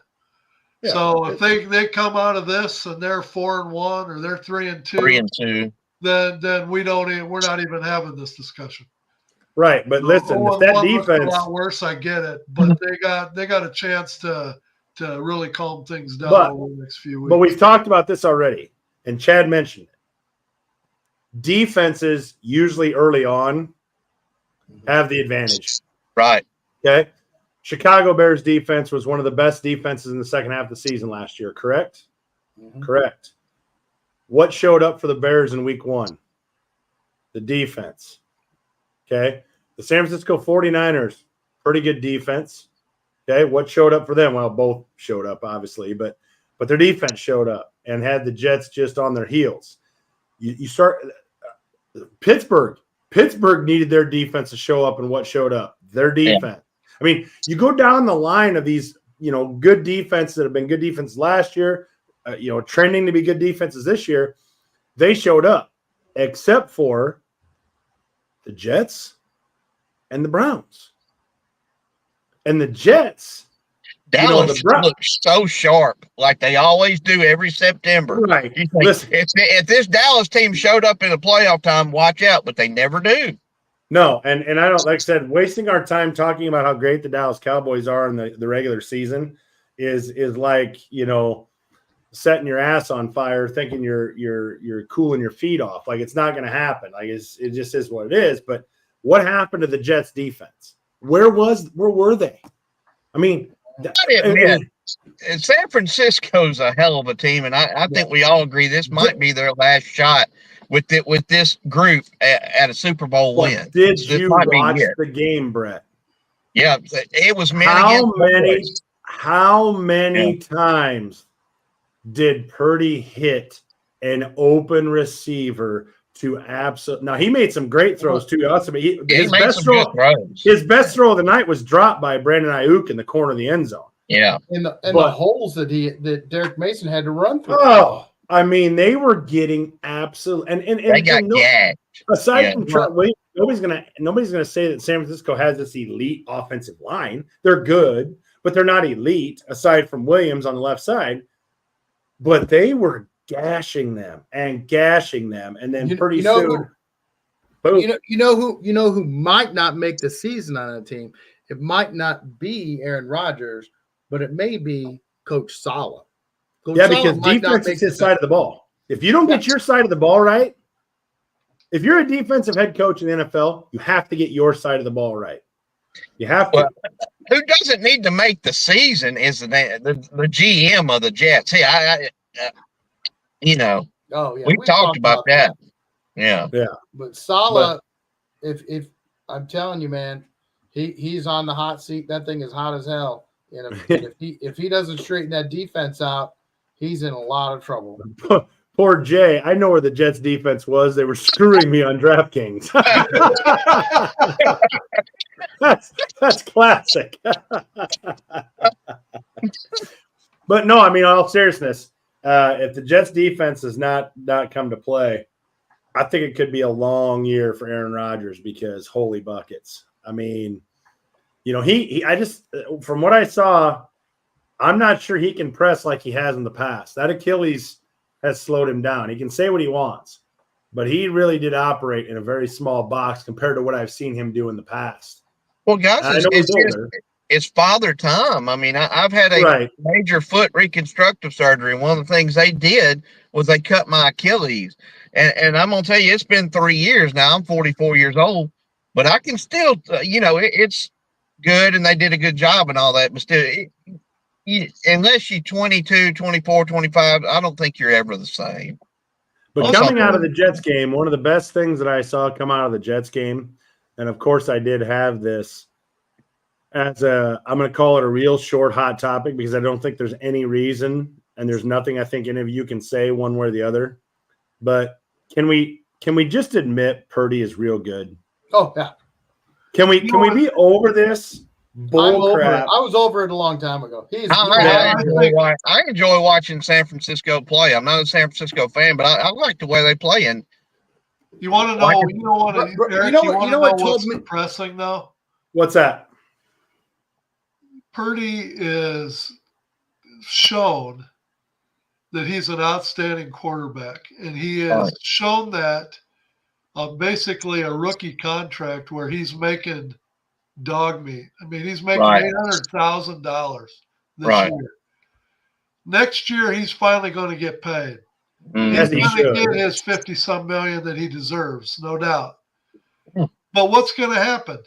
49ers are going to be way over the cap. They're going to have to start cutting their offensive talent to get under the cap. So right when he's at the point where he sees the fruits of his labor, he's going to start losing all the skill positions that. But that is where it's time for him to earn his money.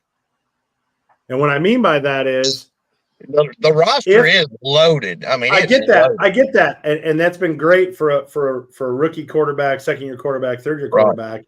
But what I'm saying is he will have the time, the 4 years to get acclimated to be an NFL quarterback, to be an NFL quarterback, to have the success that he's had.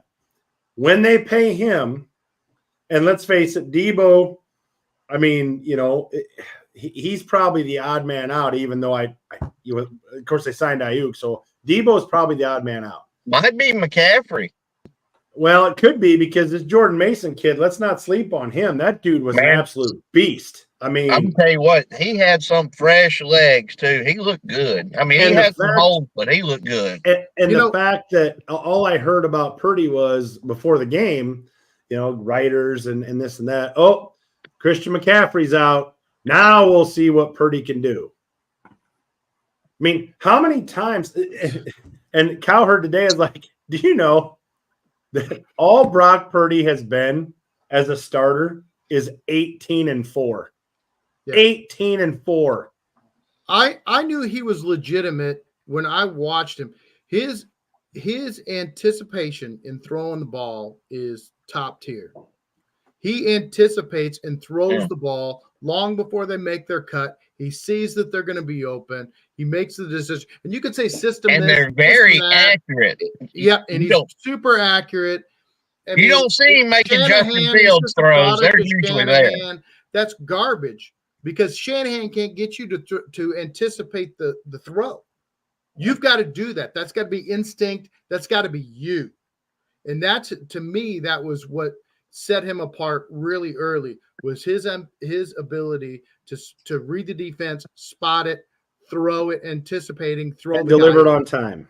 and deliver it on time, accurate. When you listen to You head don't coaches, have you to have listen, the biggest cannon arm. right? Joe Montana, there were 1,000 guys that had a stronger arm than Joe Montana. But when you Kind of when like Tua. yeah, Well, when you talk, you got to have an arm, period, son. right. But when you talk to offensive coordinators and our head coaches, whatever it is, almost to a man, be on time. Deliver the ball on time. Yep. You don't have to have a laser rocket arm. You don't have to be able to throw it 70 yards in the air. Be on time. Because timing for an NFL offense is everything. Yep. It doesn't necessarily have to be everything in college.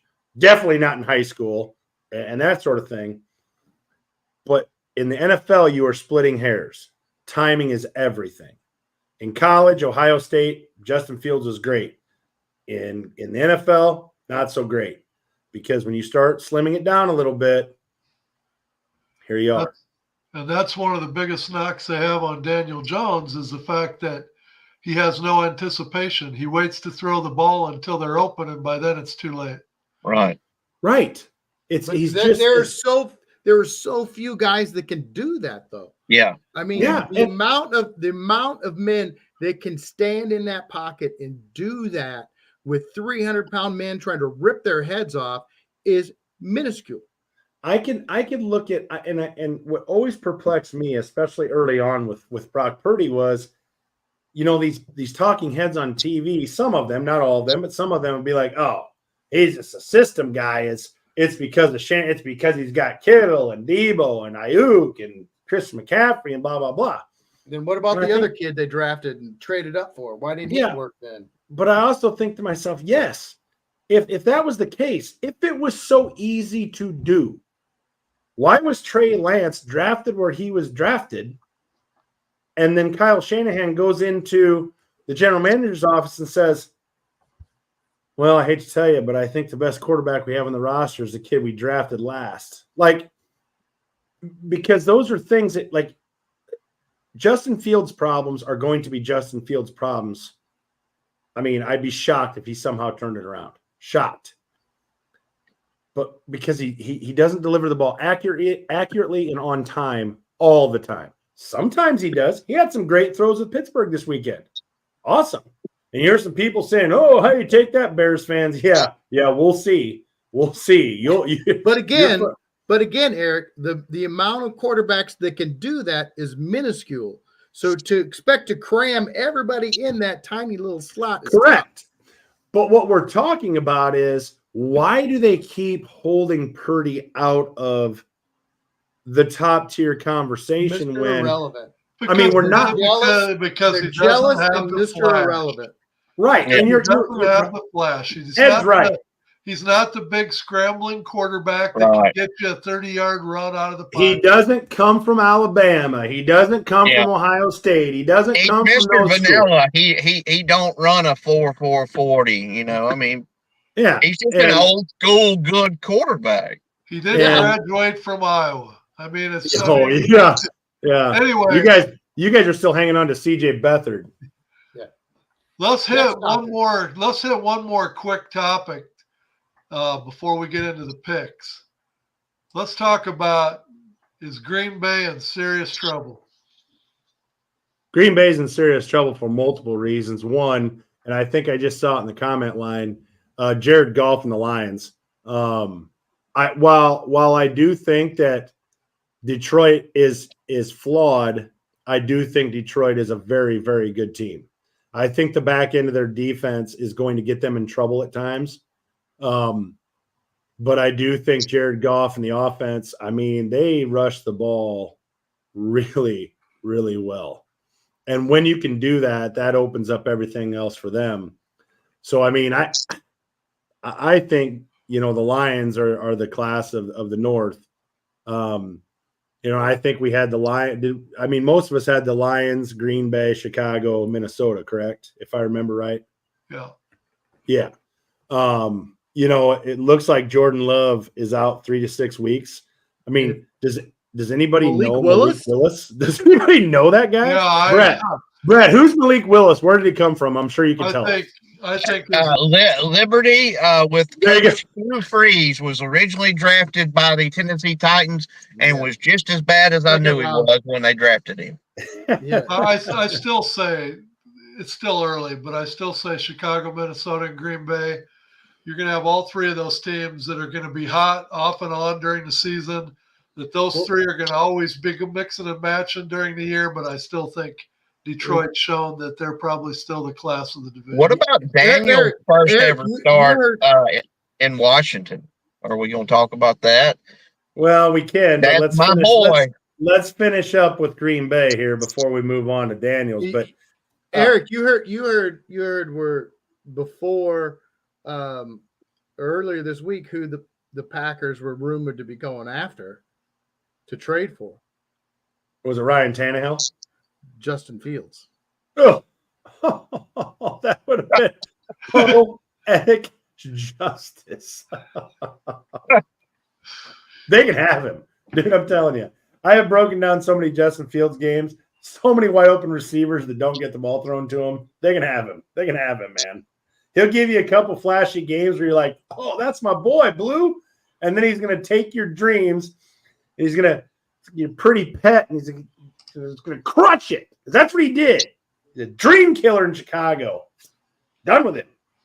But Green Bay is seriously in trouble. If Jordan Love cannot guide that offense. That's a panic button right there. So I would be, because how deep are they going to be by the time Jordan Love gets back? If it's 6 weeks, how deep are they going to be? I mean, what's their upcoming 6 games? I mean, I would imagine that they'd be lucky to be 2-4 after those. Plus, they lost the nail biter in Brazil to Philadelphia the other night. Yeah, and that was let's see, I'm looking at their schedule right now. So they got the Colts next. That line has absolutely flipped to the Colts. Then they play the Titans, which they could be okay there. Then they play Minnesota. So let's say they come out of Minnesota 2-2. 2-2. Then they got the Rams, Cardinals, and Texans. Those are 3 more losses. They could be 2-5. They could absolutely be 2-5, and then they're gonna have to fight like heck just to get a wild card spot. And if they're sitting at 2-5, coming from behind. If they're sitting at 2-5 when they go to Jacksonville, okay, but then they welcome the Lions into Lambeau. So they better be back 100%. Yeah. So I feel a little uneasy spending this much time on Green Bay. So let's move on. Let's touch on this a little bit, Eric, and let me bring it up here if I can find it. You got my Big 12 power. Power rankings, and I apologize. That seems a little bit fuzzy, but let's get into the power rankings a little bit and see if we agree with this version of the power rankings. I guess at this point, I would still flip the 49ers and the Lions. I think 49ers would be number 2 in my book. For sure. Yeah, for sure. For sure. They absolutely spanked. I mean, it took the Lions overtime to beat the Rams. And I do think the Rams are a quality team. I think the Lions lucked out a little bit. They had, I think, 3 offensive linemen down, and they lost Puka Nacua second quarter, Yeah. something like that. So, I mean, the fact that, Matthew Stafford had them in that game and got to overtime, I mean, I don't know. Like I said, I think the Lions are flawed a little bit. And I think not that they're not a top team, but I still think they're flawed a little bit. I would have the 49ers over the Lions for sure. Yeah. Very young secondary. Talented. So Russ wants us to talk about Jacksonville. On this power rankings, they got Jacksonville Jaguars at number 20. He thinks they look fantastic compared to last year. Do you guys agree, or do you think he's kind of a little Jacksonville to me doesn't seem to really be in the conversation at this point. Well, Russell, and listen, I'm to me, one of they those, should have beat Miami. Yeah, I'm one of I thought those they that outplayed Miami. I really thought that Trevor Lawrence was going to elevate that franchise to being relative every single year. And I know injuries and he hasn't been able to, but I mean, they got out to a 17-0 lead and didn't score a point in the second half. Like, if Trevor Lawrence, I always like that Denny Green. They are who we thought they were. We let them off the hook. Like, when is Trevor Lawrence going to step up? Right. And be, as Nick Wright would call him, the prince? When he cuts his hair. But I mean, but in all honesty, like, when is he going to step up and be that dude? He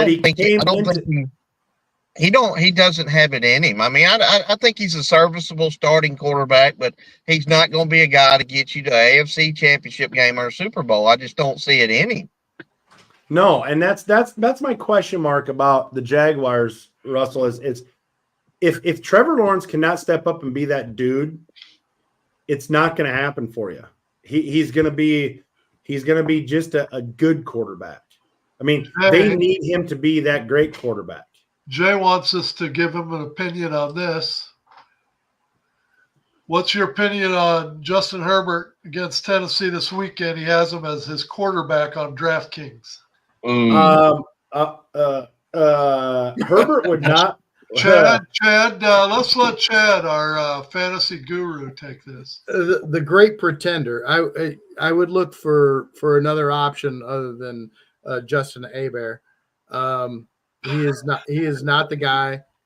He was thrown to. It looked like the big Q was finally catching some balls last week, but I mean, Justin Hebert isn't it. And if you got a better option, I would go with that because he's not. Between Tennessee's defense and the fact that Harbaugh is going to run the ball, it's not going to be a good day for you, Jay. No. Yes. Well, and here's the deal. I believe that San Diego wins this game, but it's probably not going to be because Herbert throws the ball 30 times. No. I mean, 20-17. Harbaugh wants to run the football. Yeah, Harbaugh wants to run the football. He doesn't want to put the ball in jeopardy. He did it in college. He's gonna do it with the Chargers. Herbert would just not. He would not be my fantasy quarterback to score me points. Wait, who does he because Harbaugh is not going to allow it. He's got I'm wrong. What? The Chargers are playing Carolina. Oh, did he say? He said no. 10. Oh, well, if they're playing Carolina. No. You know what? In Who Carolina, knows? I still wouldn't because they're going to run the ball. I mean, yeah, that could be a coin flip. But I just don't think until did you see what the until Saints did Harbaugh to proves Carolina? anybody different. Yeah. He made Carr look like Joe Montana.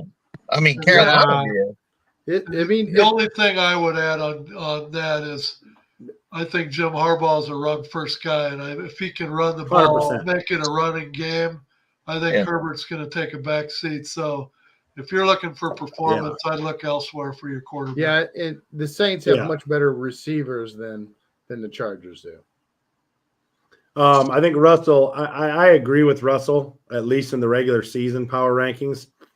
I cannot for the life of me understand why the Steelers are higher than the Cowboys, why the Packers are higher than the Cowboys, I why the noticed that. Dolphins are higher than the Cowboys. I would have had the Cowboys in the top 5 or 6, honestly. And I can't understand why they would have the Buccaneers ahead of the Texans. Well, if you remember when we had Jeff Barnes on a few weeks back, he was very high on the Buccaneers, and he said, "Don't go to sleep on the Buccaneers." He was really touting them as being a sleeper this year. So, But don't you have to earn it? I mean, well, look at what you Baker play- Mayfield did, and again, to look at the season he had in Tampa last year. Maybe Cleveland is just where quarterbacks go to die. so You know, do where you they're think, yeah, but go to die.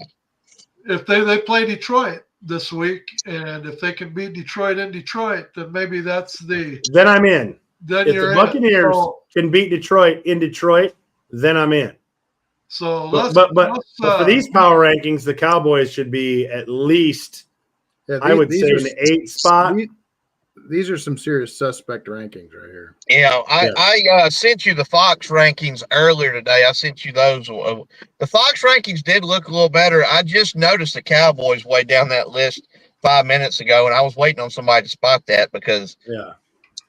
I mean, with their performance Russell- Sunday, they look good. Russell has one more question. Where does Dallas and New Orleans Saints play this week with the hurricane? I mean, are they moving it? No, it's a mild deal. Thankfully, once it got near the coast, it sped up quite a bit.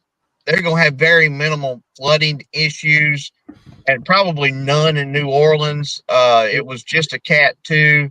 It's in Them Dallas. people are used to. I mean, I would be shocked if it's moved because it's already another few hours. It'll be out of New Orleans. They haven't had any problems that I'm aware of. I'm seeing the games in Dallas, so. Oh well, then it don't matter. Yeah. So let's get into our picks. We can spend a little bit of time on each one, but this is going to have to be another pretty quick trip through, but I want to make sure we hit every game. First game this week is tomorrow night, 7:15 on Prime Video. We got the Buffalo Bills traveling to the Miami Dolphins, where the Dolphins are a 1.5-point favorite. I will start off by saying I took Miami. I'm going to go with Miami too. I know Tua throws with the wrong arm, but they're gonna beat Buffalo. Buffalo struggles when they go down there anyway. Yeah. Brett? Give me Miami as long as you get Tyreek Hill and Uber.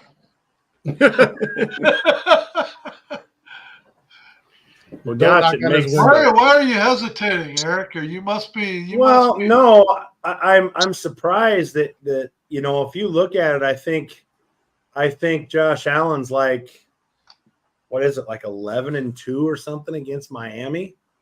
I mean, you guys are just throwing Miami out there like this after they needed a comeback, for crying out loud, to beat Jacksonville. Got down early, 17-0, needed to come back, and a couple of big plays from Tyreek Hill to do that.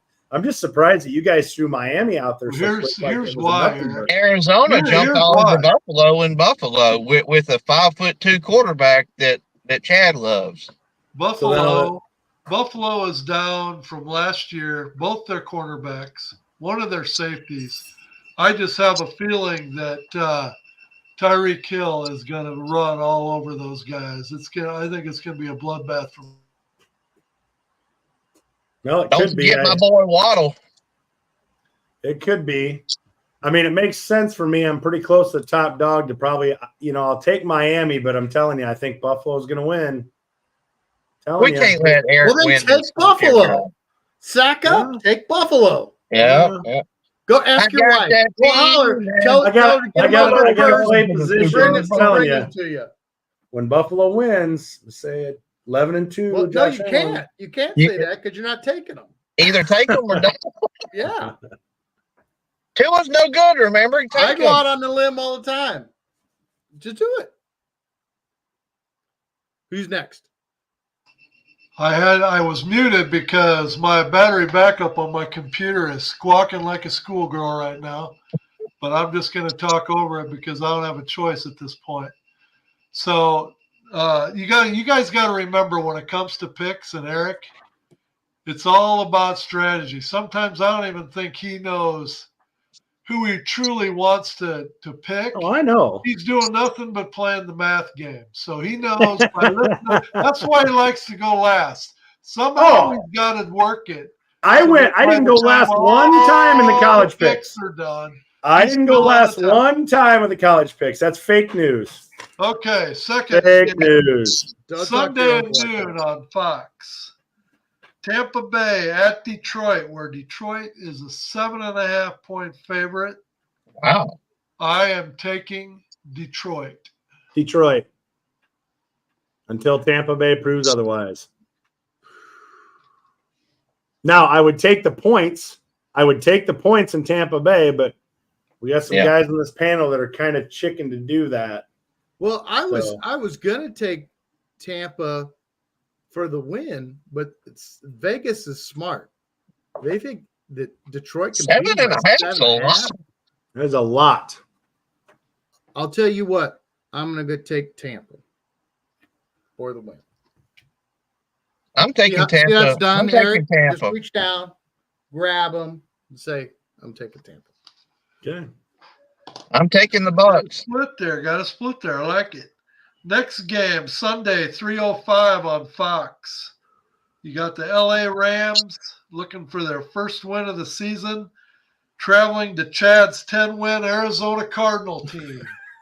Hey, Chad, why don't you kick this one off, bud? Where Arizona is favored by 1 point. I'm taking the Cardinals. You didn't have a choice there, dude. Yeah, you have to.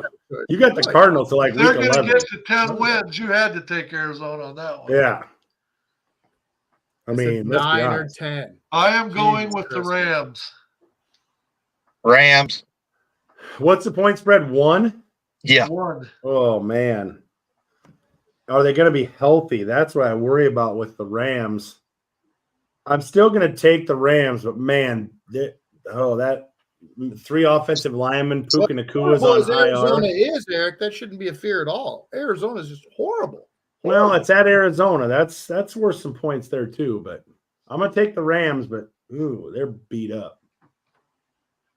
Last pick of the week.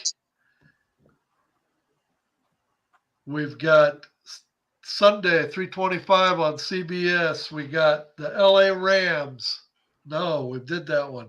We got the winless Cincinnati Bengals traveling to Kansas City, where they have enjoyed some rich history against the Kansas City Chiefs. Kansas City.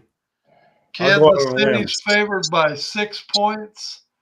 I'm taking KC. I'm taking KC. I'm glad you didn't pick the Chicago-Houston game. I didn't want to pick that game, so I'm glad you took this one. I take Houston.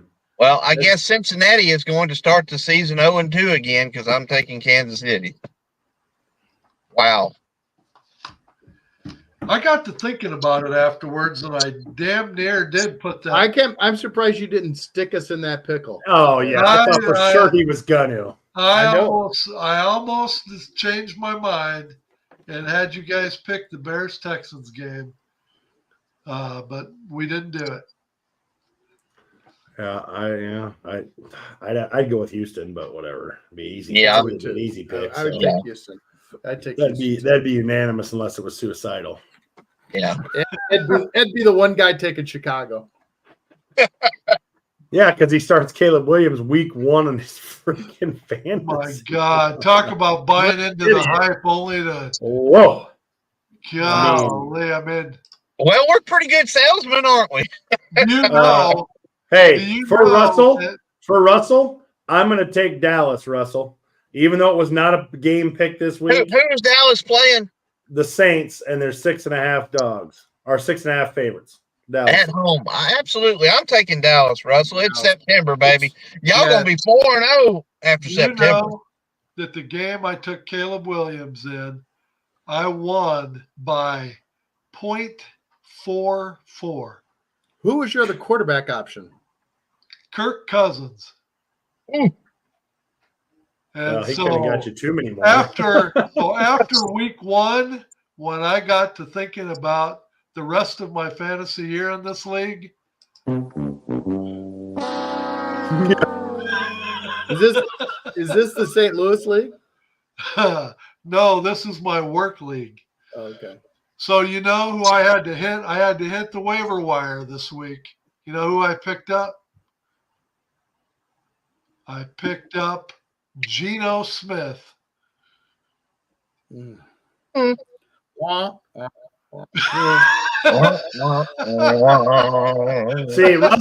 See, Ed, Russell is a smart man. Anticlimactic.